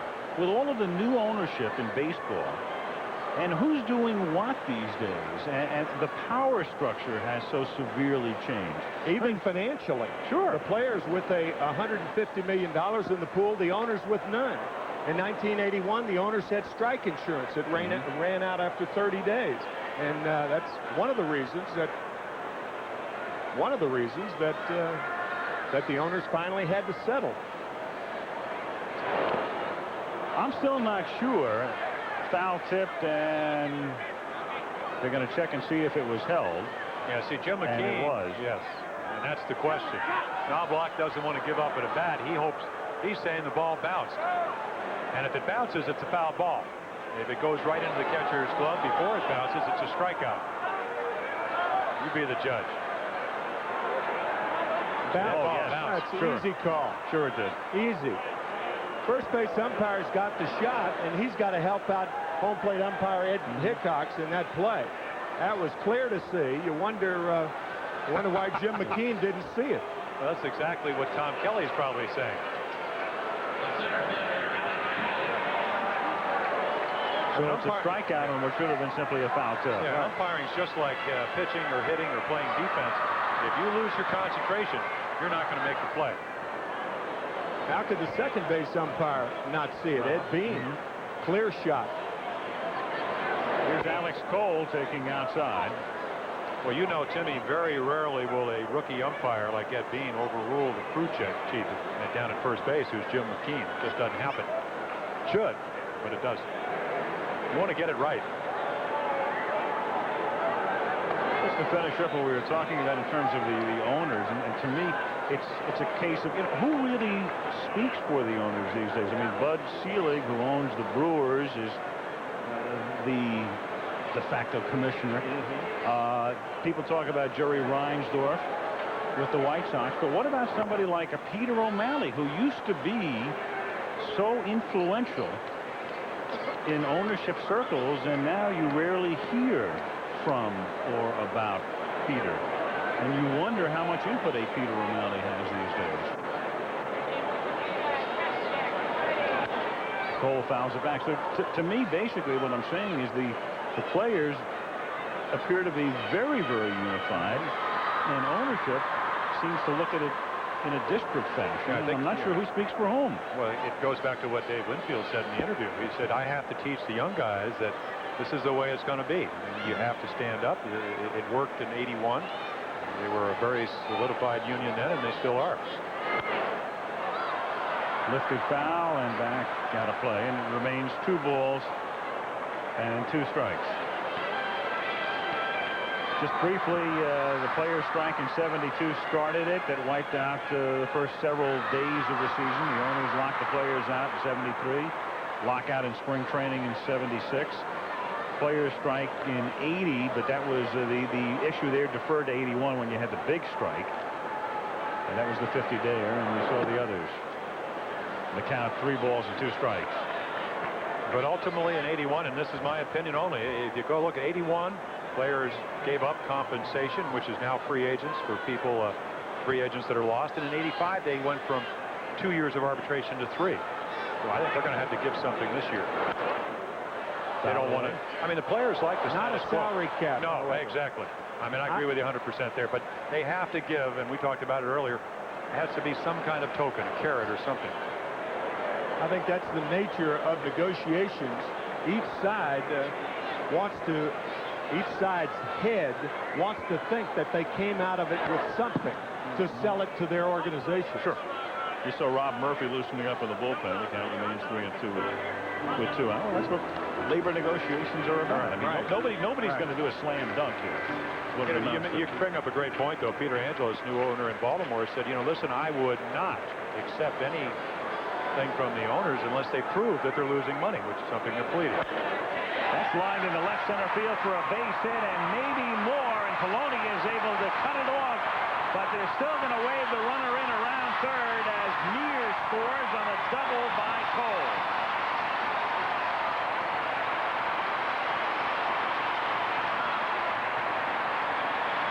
Cole's 3rd hit of the game, and that makes it 8-4. I think it's pretty clear by now that the reason Melito Perez is still in the ball game is because of how he has been throwing and not the way he is throwing tonight. To reiterate, he has won 6 in a row, but he has made a lot of bad pitches this evening, and this trip to the mound by Mike Stanley might be biding time for Rob Murphy to warm up, and they may be taking Perez out of the ball game. Perez, like any other pitcher, you can't get behind in the count, throw 3 repeated 4 pitches in the same area, and pitch up in the strike zone. Right. And he's done that all night long. Well, Buck calling the bullpen to see if Murphy's ready. Murphy may come into the game, walk Puckett to get to Hrbek, but so far Buck's making no move. Now, the way Hrbek's swinging the bat, it's really no bonus, but they are going to walk him. And if you're Melito Perez, boy, this is a lot of fun. You've given up 8 runs, and now you get to walk somebody else so another guy can come in. Yeah, well, if you're going to make a pitching change, why don't you bring the guy in, and it gives him, in effect, 4 more warm-up pitches from the mound. I think what you'd rather do if you're Buck is to allow him to throw those pitches in the bullpen because he's throwing them hard instead of softly. But with a guy like Murphy, who's been in the National League, you wonder how long it's been since he's been on the mound here in Minnesota. I don't know. Here comes Buck. And we're going to see the very recently acquired left-hander,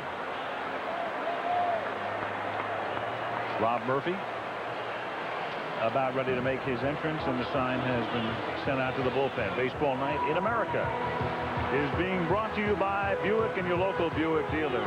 Remember, Buick, the new symbol for quality in America. Wendy's, after 25 years, quality is still the recipe. And Hanes underwear, activewear, and socks. Just wait till you get our Hanes on you.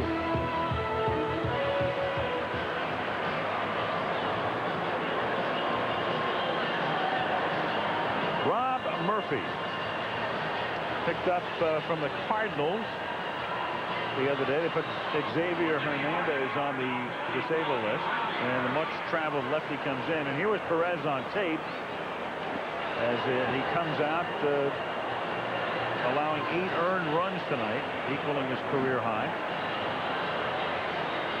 in 5 2/3 innings. Murphy 4-3 in 50 appearances this season for the Cardinals with a 3.79 earned run average. And to make room on the Yankee roster, Xavier Hernandez was placed on the disabled list. I think Hernandez has been possibly the biggest disappointment as far as the Yankees pitching is concerned this year. Hernandez penciled in to be the stopper for the Yankees, but now they're going with Steve Howe and Bob Wickman, a dual role to save ball games. He has some company with Terry Mulholland in terms of the biggest disappointment on the staff. That's right. But there haven't been very many disappointments with the Yankees this season.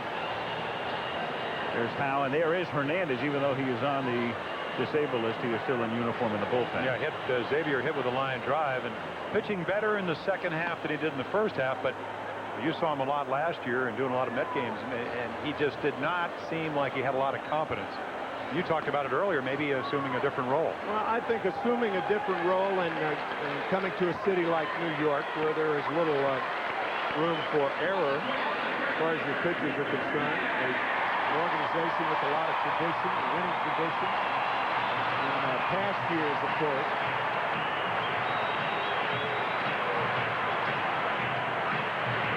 Kent Hrbek with runners at first and second and 2 down. Cole at second, Puckett at first, and Minnesota leading 8-4. Kent flying to center, hit a towering homer in the third, drew an intentional walk in the fifth. Yeah, Murphy basically a fastball slider pitcher. You saw the slider right there, and just go back to that highlight we showed you. Ken Daly pitching in '87 for the Cardinals, a left-hander, and Hrbek hit a grand slam. He can hit lefties.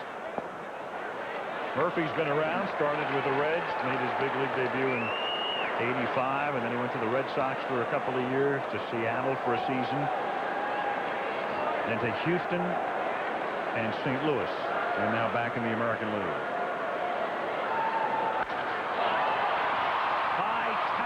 Fly ball to the deepest part of the park to left center now, and Bernie Williams makes the catch. Williams had a little trouble reading that.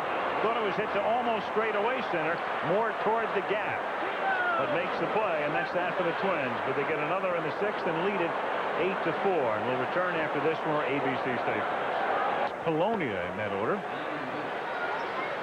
Yankees trying to extend the winning streak, remain unbeaten on the road trip, perhaps increase their lead in the American League East, which is 10 games over Baltimore coming in, but right now trailing by 4. 1-1 on Mike Gallego.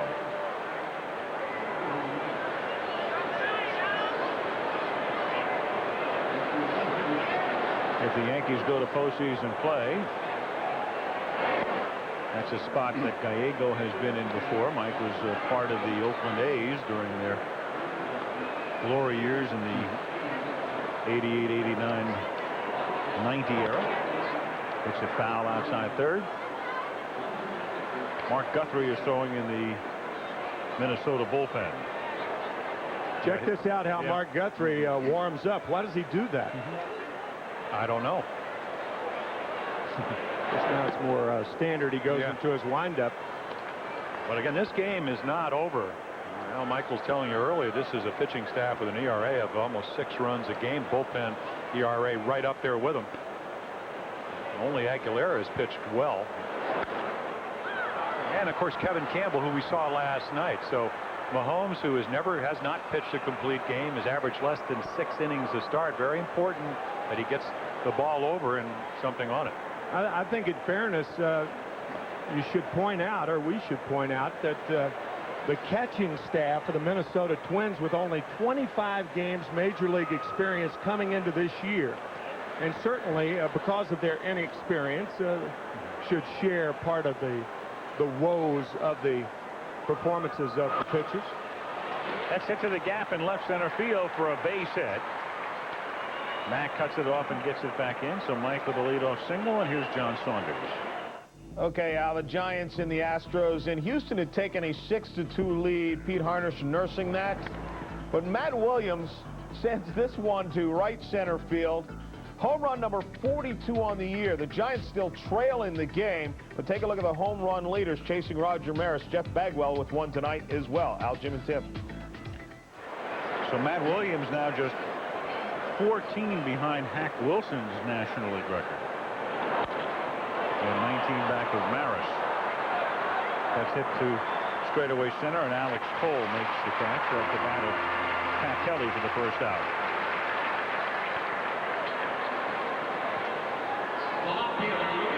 Saturday on Wide World of Sports, a special encore presentation of the Durasoft Colors World Challenge of Champions skating, featuring Christy Yamaguchi and Midori Ito on Wide World of Sports 1 week from today. Polonia hits it foul off to the left. Pat Kelly making news this week. Playgirl magazine voting him one of the sexiest men in America. As a matter of fact, asking him to pose nude for one of their editions. And he said, well, no, but with the impending strike, maybe I need the money. And there's only one guy in this booth who can answer it. Jim, what does it pay? You're You're as close as, you know, as anybody up here. Well, you mean as far as posing the nude? Yeah, right. No, as far as, you know, posing for Playgirl. I never posed. My former teammate Steve Stone did. Well, nowadays, he spurred him onto it. Yeah, he was in Playgirl. I have learned that Palmer has again been offered a contract, this time by Geriatric World, to pause in the nude. 2-1 the count.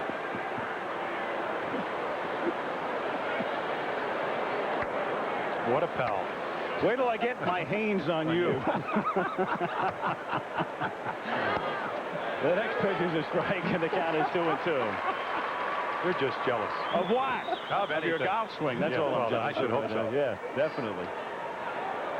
Boys, it's great to be back with you. It really is. Sure is. Oh, yeah, right. Mr. Punching Bag over here. Yes, I love it. That's why we brought you back. Thank you. Outside for ball 3 to Polonia. Full count. Well, what's Kelly going to do? I mean, has Pat decided what he's going to do with He said he is not going to do it. But I mean, I think he was kidding around, saying with the strike coming up, maybe I'll need the money. I talked to him yesterday and had a twinkle in his eye. In the air to right field, Munoz backs up, edge of the warning track, and hauls it in for the second out of the 7th inning. And Wade Boggs will come to the plate.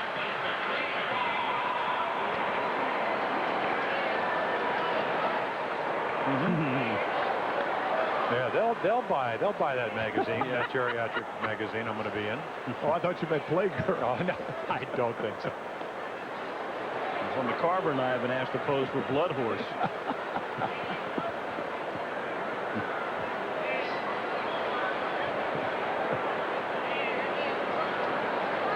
Wade Boggs, 0 for 2 plus a walk.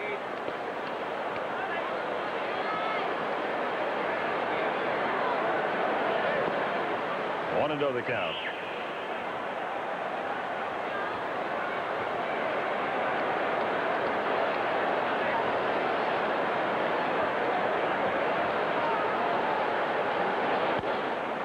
Ball 2. See, this is why he's such a good hitter. I mean, he's 0 for 2. He's walked once, as you said, but right there, that's a borderline pitch. If you don't subjugate your ego, you swing at that pitch, but he knows they're 4 runs down, wants to work the count.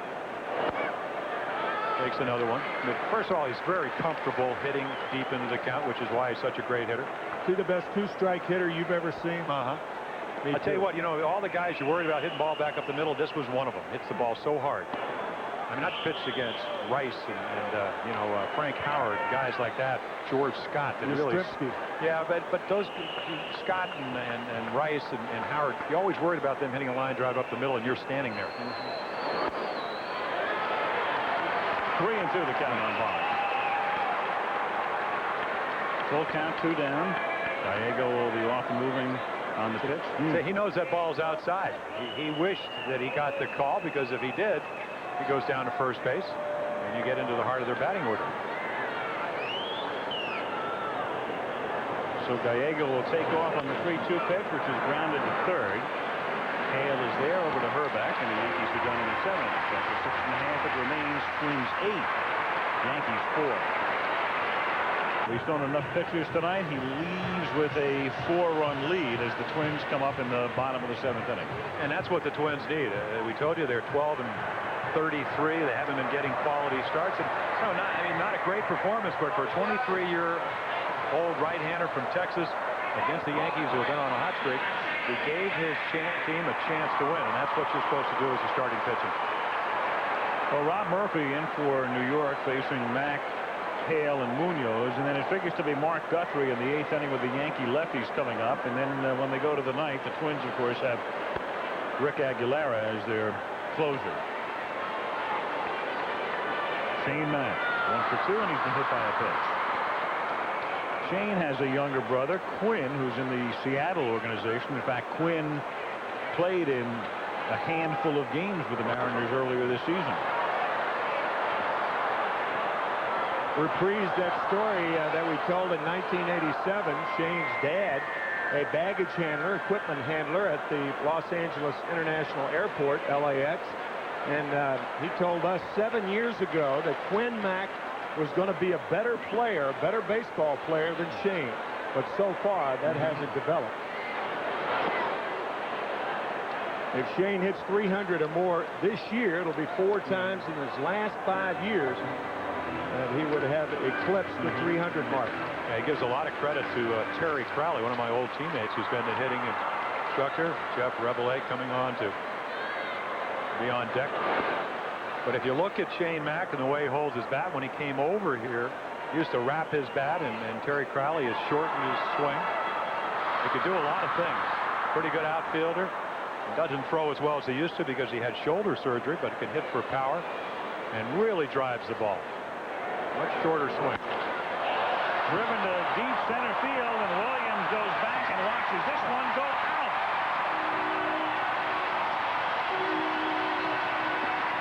Number 14 for Shane Mack.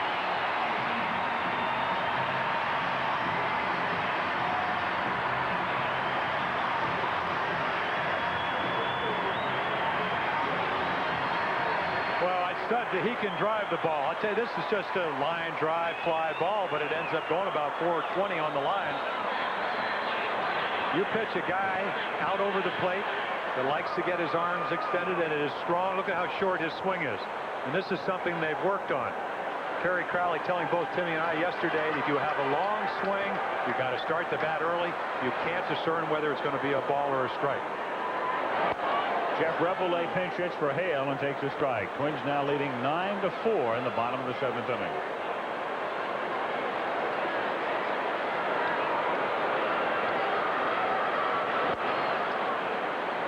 Rebelay's versatile. Played first base last night. Played the middle infield positions, or the outfield if they need him there as well. And he hits one to left center field. Polonia started in, now has to go back and makes the catch on the run. So Murphy's not fooling anybody. Hrbek flied out to deep center to end the 6th, and the home run by Mack, and now Rebelay to deep left center field for out number 1. Mr. McCarver. And a reminder, folks, that this copyrighted telecast is presented by the authority of the Office of the Commissioner of Baseball and may not be reproduced or retransmitted in any form without express written consent from the Office of the Commissioner. You are so mean. Right. Here's Munoz. Pitch inside, ball 1.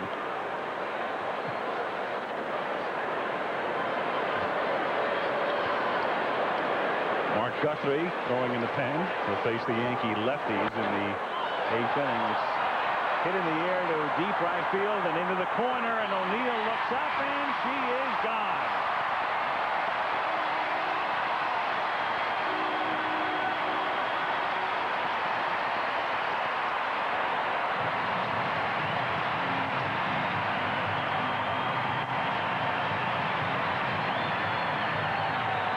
Home run number 11. You know, Tim, we discussed when we did a Yankee game 3 weeks ago whether the ball was juiced or not. To me, the evidence is more visual than anything else. This is the type of home run I'm talking about you're seeing more and more of this year. And as Jim brought up earlier, I mean, here's Alex Cole, who didn't have a home run in over 1,300 at-bats, and he has 4 this year. And not trying to hit home runs. I mean, it's like Kenny Lofton doesn't hit many home runs, but all of a sudden when you're hitting 350 and leading the league in stolen bases, they lay a lot of pitches in there. But the bottom line is, I believe the ball is going farther. Paul Gibson in the bullpen as Walbeck is at the plate with a count 0-2. I mean, for Twins fans, Al, Pedro Munoz and Terry Crowley will tell you he hits the ball best when he hits the ball the other way. Right. Good power the other way. But I don't know if it's that good. Yep. 0-2 is up high. 1 ball, 2 strikes. But you're seeing it all year long. Opposite field home runs. I think a lot of it has to do with the fact hitters are stronger. Strike zone is smaller. Different hitting approach. Because you don't get many inside pitches, and we talk about this, most hitters look away. So then if you don't fool them with either breaking balls or off-speed pitches, and you pitch hard stuff out over the plate, that's exactly where they're looking. Wallbeck goes the other way to deep right field, and O'Neill has room for this one at the edge of the warning track for the second out. Well, if that's the case, if the ball is wound tighter, some people say the ball appears to be smaller. Why doesn't the company that makes Major League Baseball, Rawlings, why don't they admit it? I mean, what would be wrong in admitting it? Or is it just the fact that they don't know? I think that could be it. Yeah. You know, I mean, they did switch from Haiti to Costa Rica. Maybe the quality control is better. But that was the last 3 years, right? But third year. Mears retired by Murphy on a comebacker, but 2 homers in the 7th, and it's now 10-4 Minnesota. Mahomes pitching to Tom Mattingly. You talk about a changeup. Well, they tell you got to have good arm speed, and the ball can't get there as quickly as your fastball. Slip pitch. And again, if you missed it when it happened, we explained that a pitch would have to cross the plate and go into foul territory. And there's Mahomes leaving after going 7 innings tonight. And so that was no pitch. Now Paul O'Neill is Mark Guthrie on the mound. O'Neill fouls it back. He has homered, hit into a double play, and doubled. And he's facing a guy who is working in his 50th game. That's the most appearances of any pitcher in the league, Mark Guthrie. Yeah, he can be tough on lefties. Not having as good a year last year, some question after having blood clotting because of a clogged artery in his left side of his body that he'd ever pitch again. He's had some outstanding years with the Twins. Has been here since 1989. A little changeup, sinker, big swerve we just saw. And if you're a left-hander, he looks like he's throwing the ball from about second base. 1-1 to O'Neill. Tim, does O'Neill look a little like Palmer to you? Well, take a look at Paul O'Neill. A little bit, yeah. I haven't thought of that until you mentioned it. You see Carl Willis warming up in the Twins bullpen. O'Neill foul. I mean, O'Neill could be like a second or third cousin. What do you think? Yeah, we're both fine athletes, nice guys. Yeah, I can buy that. And my last year hitting, I also had a good year, so I 72, did you? I had 7 game-winning hits. I don't know how that ever happened. Hit 229. I don't think Paul would like that average. No. 1-2 is hit right back through the middle. So he has a single, a double, and a home run tonight as he leads off the 8th inning with a base hit, and Danny Tartabull will pinch hit for Matt Noakes. Let's see if Mark Guthrie is prepared to field the ball. No. See how he follows through? I mean, a former Minnesota Twin who won, 16 Gold Gloves, Jim Cott. Tell you what, nobody ever fielded his position better, because when he released the ball, you become a fielder. He knew that. Tell you what, a good fielding pitcher knocks that ball down or spears it, and you have yourself an out. It's interesting to note, however, that a lot of good fielding pitchers never had a good follow-through. Bob Gibson comes to mind as one. His rear end was facing home plate after he released the ball. Jim Bunning, another. Tartabull grounds one to the right side, and that's Knobloch ranging to the hole to make a nice play to get him. O'Neill advances to second, 1 out here in the 8th inning. And Don Mattingly comes up.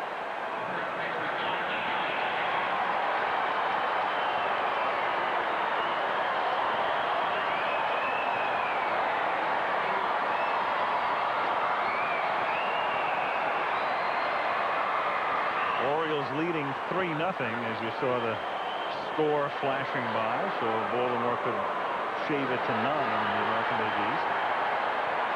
Indians 7-0 over the Red Sox. That's the second half of a day-night doubleheader. Boston having won the afternoon game.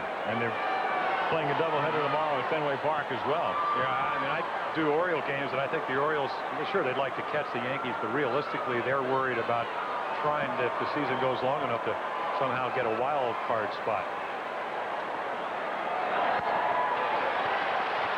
1-1.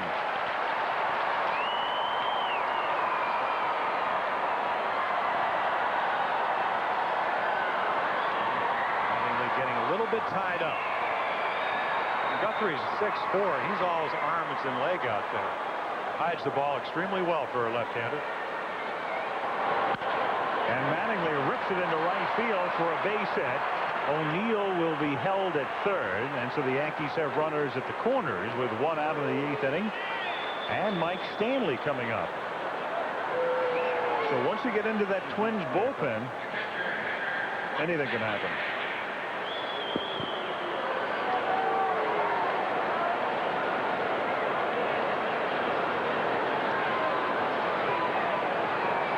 Tom Kelly caught a glimpse of him with Dick Such on the phone to the bullpen. And Kelly now coming to the mound. Willis was lit up last night, but the call goes out for Carl to come in here in the 8th inning with 1 out and the Twins leading by 6.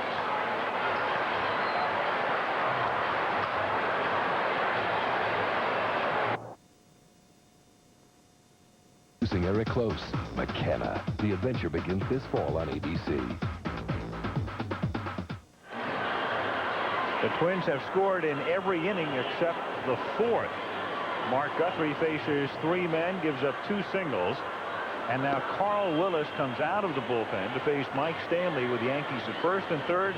1 out in the 8th inning and Minnesota ahead 10-4. Now in the bullpen, well, there's the closer, Rick Aguilera. Rick has had a fairly decent year. The problem has been the Twins just haven't been in a position that often where Aguilera can pick up a lot of saves. He has 21. I guess the definition of a bad bullpen is when you don't feel comfortable, when all you need is 5 more outs to win a ball game with a 6-run lead in the 8th inning. Yep. Well, it's not like it's opening day. See, Tom has seen this bullpen in action.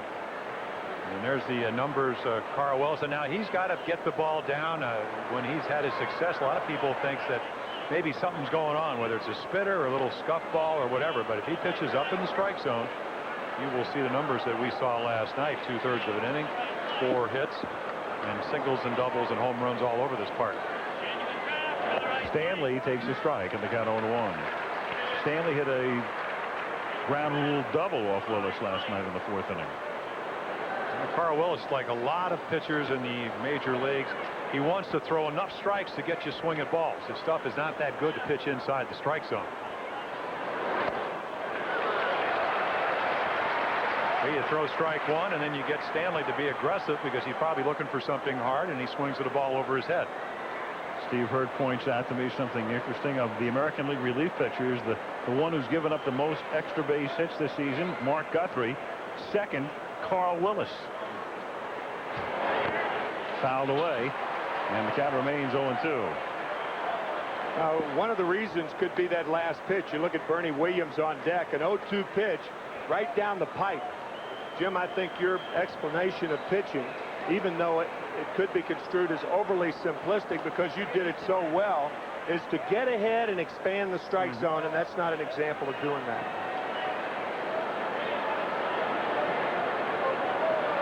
The 0-2 to Stanley is outside. 1 ball, 2 strikes. But see, when you look at numbers, and you know, Willis is, whether it's Carl or anybody else, when you pitch like almost 56 innings, you've given up 86 hits, you're usually not making very good pitches.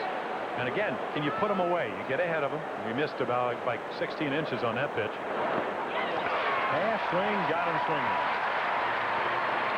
Appeared to be a split finger fastball that just tumbles. And that's what you want. Again, you get ahead, 1 ball and 2 strike, drop down, give the hitter another look. And Matt Wahlbeck right there to make a nice grab for strike 3. In a sense, there is an art form to making the pitch look good enough out of the strike zone to entice a swing. It's different from a waste pitch, but that last pitch looked good but wasn't. Bernie Williams at the plate. With 2 on and 2 out, takes a strike. 0-1. O'Neill the runner at third, and Mattingly at first. 10-4 Minnesota in the 8th inning.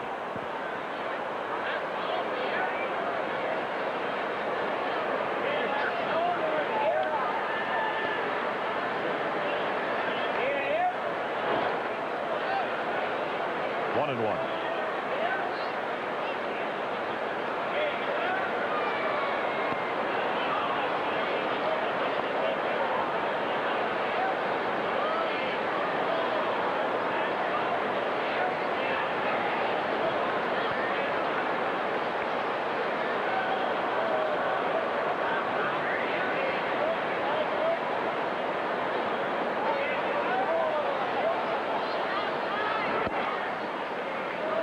Two balls, 1 strike on Bernie Williams. A lot of at-bats are determined early in the count, and that's why all pitching coaches say stay ahead, stay ahead, stay ahead. When you fall behind the hitter, then the hitter has a better idea of what's coming.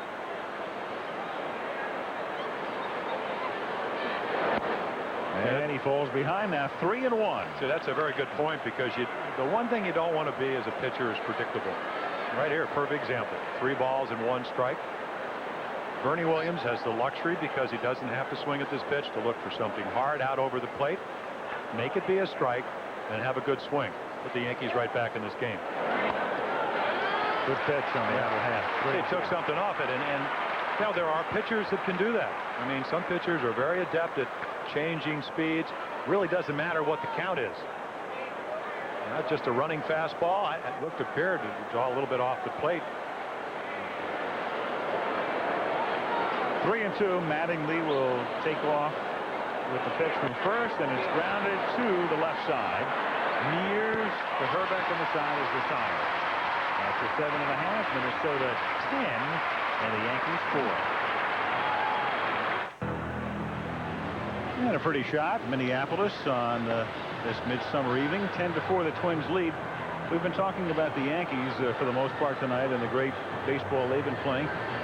Strangely, this season, George Steinbrenner, their principal owner, has been probably quieter than he's been maybe ever, and I'm wondering if there's a correlation between that and the way the team has been playing. What do you think? Well, you certainly think so. I would think you'd have to be very pleased with the way Buck Showalter and the Yankees as a whole have performed. I mean, 31 games over 500 coming into this game, coming off a year where they won 88 games, and looks like they're going to improve. Best club I have seen in the American League this year. Paul Gibson comes in to pitch in the bottom of the 8th inning, and Chuck Knobloch fouls one off down the right field line. What do you think, Tim? I think he has an awful lot of confidence in Buck Showalter. And I think George has changed a bit. I really do. I think his lower profile over the last 3 or 4 years, since the suspension in 1990. That was a year, by the way, that the Yankees had the worst record. They only won 67 games that year. Worst record since 1913. And you eat a little humble pie, and as the Yankees have for the last couple of years, and it makes it that much sweeter when you do come back and are successful. I just think Buck Showalter is such a positive force in this organization. And MacArthur used to say that chance favors a prepared man, and as Jim said, nobody is more prepared to win ball games than Buck Showalter. It's funny, though, the way you can't win everybody over. I mean, people are looking to pick apart everything, and now the only criticism you seem to hear about the Yankees is that they're not exciting enough. They're too dull. They're too workmanlike. They're too businesslike. I mean, that's really reaching. I was talking to Jim Leyritz, who has done a terrific job as a part-time DH and catcher. And I said, "You're the only guy with a personality, and you're not playing tonight." He said, "Well, I'll be down in the bullpen." Knobloch loops one into shallow center. Kelly goes out and makes the catch. Update time. Here's John. All right, Al, let's check New York's other team. Perez here gives up the wild pitch. Todd Hundley comes in to score. The Mets get within 1. It's a 4-3 game. Then Ryan Thompson, with the bases loaded, strikes out at the pitch in the dirt. So that's where they stand right now, 4-3 in that contest.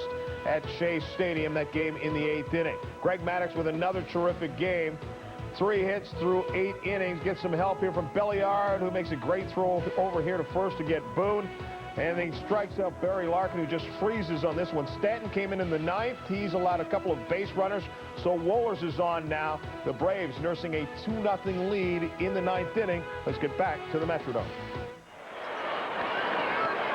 Thank you, John. And you just saw Alex Cole hit a soft liner to Mike Gallego for the second out. 2 down, bases empty in the bottom of the 8th inning. And Kirby Puckett with a home run, a double, and 3 runs batted in comes up.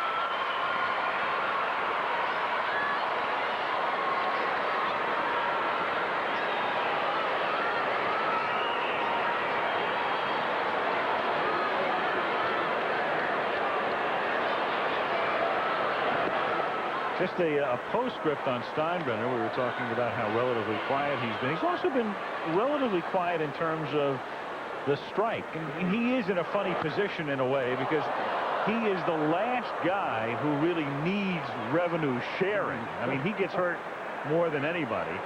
But, you know, for the good of baseball, they're going to have to do something along those lines.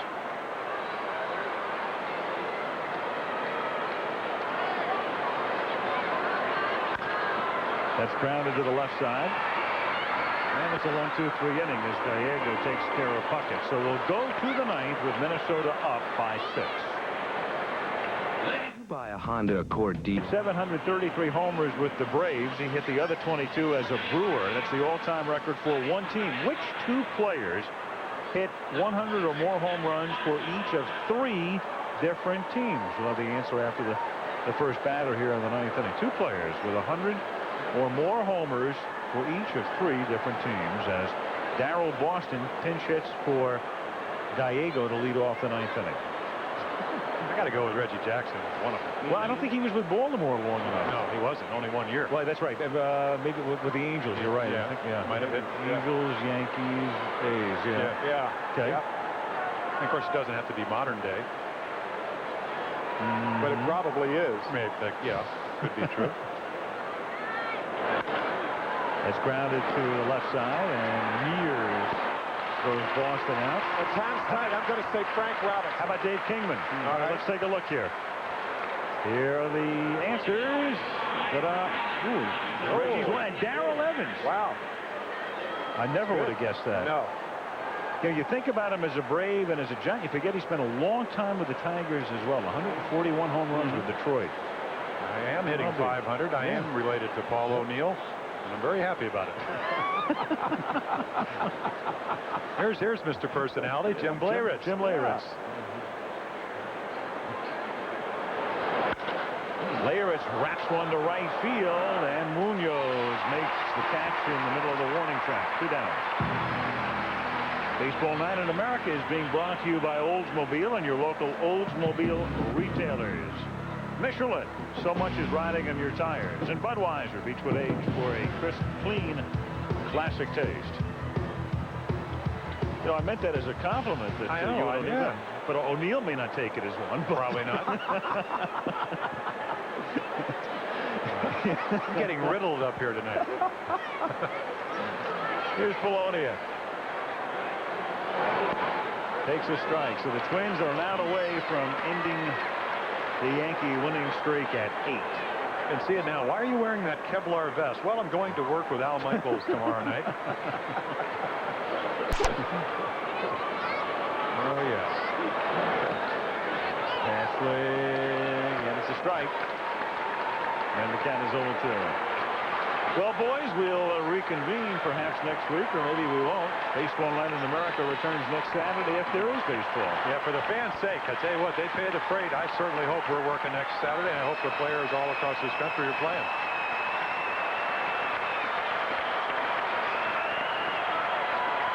By the way, there was no movement today. John Saunders talked about that when we came on the air tonight.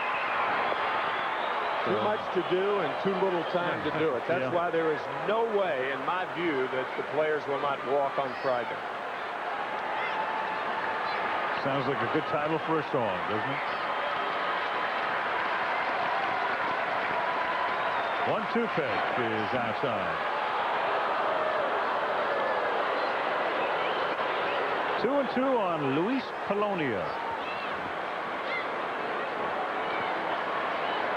Carl Willis trying to wrap up the win for Pat Mahomes. It would be his 9th. And the loss will go to Melito Perez, who will go to 9-4. Off Willis's leg. Knobloch chases it down but has no play. It'll be an infield single for Polonia, his 2nd hit of the night.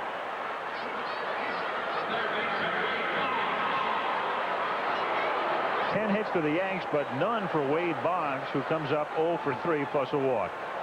Tonight's Chevrolet player of the game is Kirby Puckett, who hit this home run in the 1st inning, followed with a 2-run double, was 2 for 4, 3 runs batted in. Chevy contributing a total of $50,000 to the Boys and Girls Clubs of America in the names of all players of the game this season. Pitch outside, ball 1 to Wade Boggs. 1-0. Yeah, we talked about that approach of throwing enough strikes to get him to swing at balls. Not this guy. Carl Willis is going to have to throw the ball over. I'd be very surprised if he chases a bad pitch. Fouled away. You know how hot the Yankees have been? I think it sums it up best of all. The Orioles right now are leading 5-0 in the 8th inning at Milwaukee. If they win and the Yankees lose, the Orioles will gain a game on the Yanks. It'll be the first time since the 9th of July. Wow. That's 4 weeks that the Orioles have picked up a game on the Yankees on any given day. Before the All-Star game. Yep. That's right. It was a Saturday. Saturday, the 9th of July. 2-1. As a matter of fact, if Lee Smith does not blow that save on Sunday afternoon, the Yankees lost that day. The Orioles would have actually gone into the break with a half-a-game lead. Turned out Mark McGwire hit a home run, and that's the last time the Orioles have been close.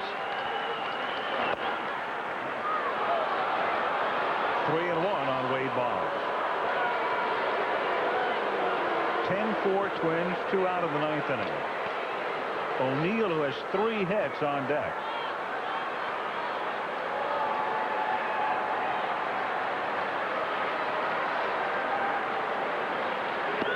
And Boggs walks, so O'Neill comes up with a chance for the cycle because he has a single, a double, and a home run. In his other at-bat, he hit into a double play.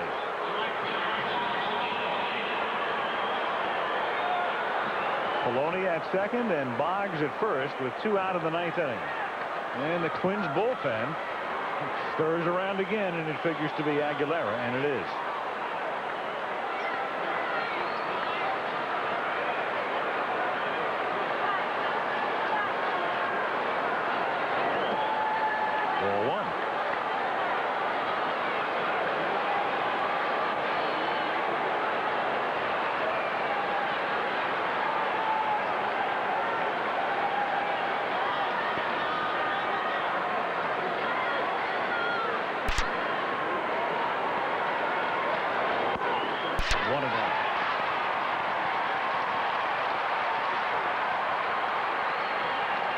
There's most definitely an influence of Wade Boggs on these Yankees hitter. Mattingly walking more than ever. O'Neill come in tonight, 66 walks, on base percentage, almost 46% of the time, which is amazing. That's grounded down to Hrbek. And Kent does it himself, and the Twins beat the Yankees 10-4. Well, big night for the crowd of 27,332. They watch the Twins win. They see home runs by Puckett, Hrbek, Mack, and Munoz. Mahomes gets the win, and the Yankee winning streak ends at 8. Twins win it by a score of 10-4.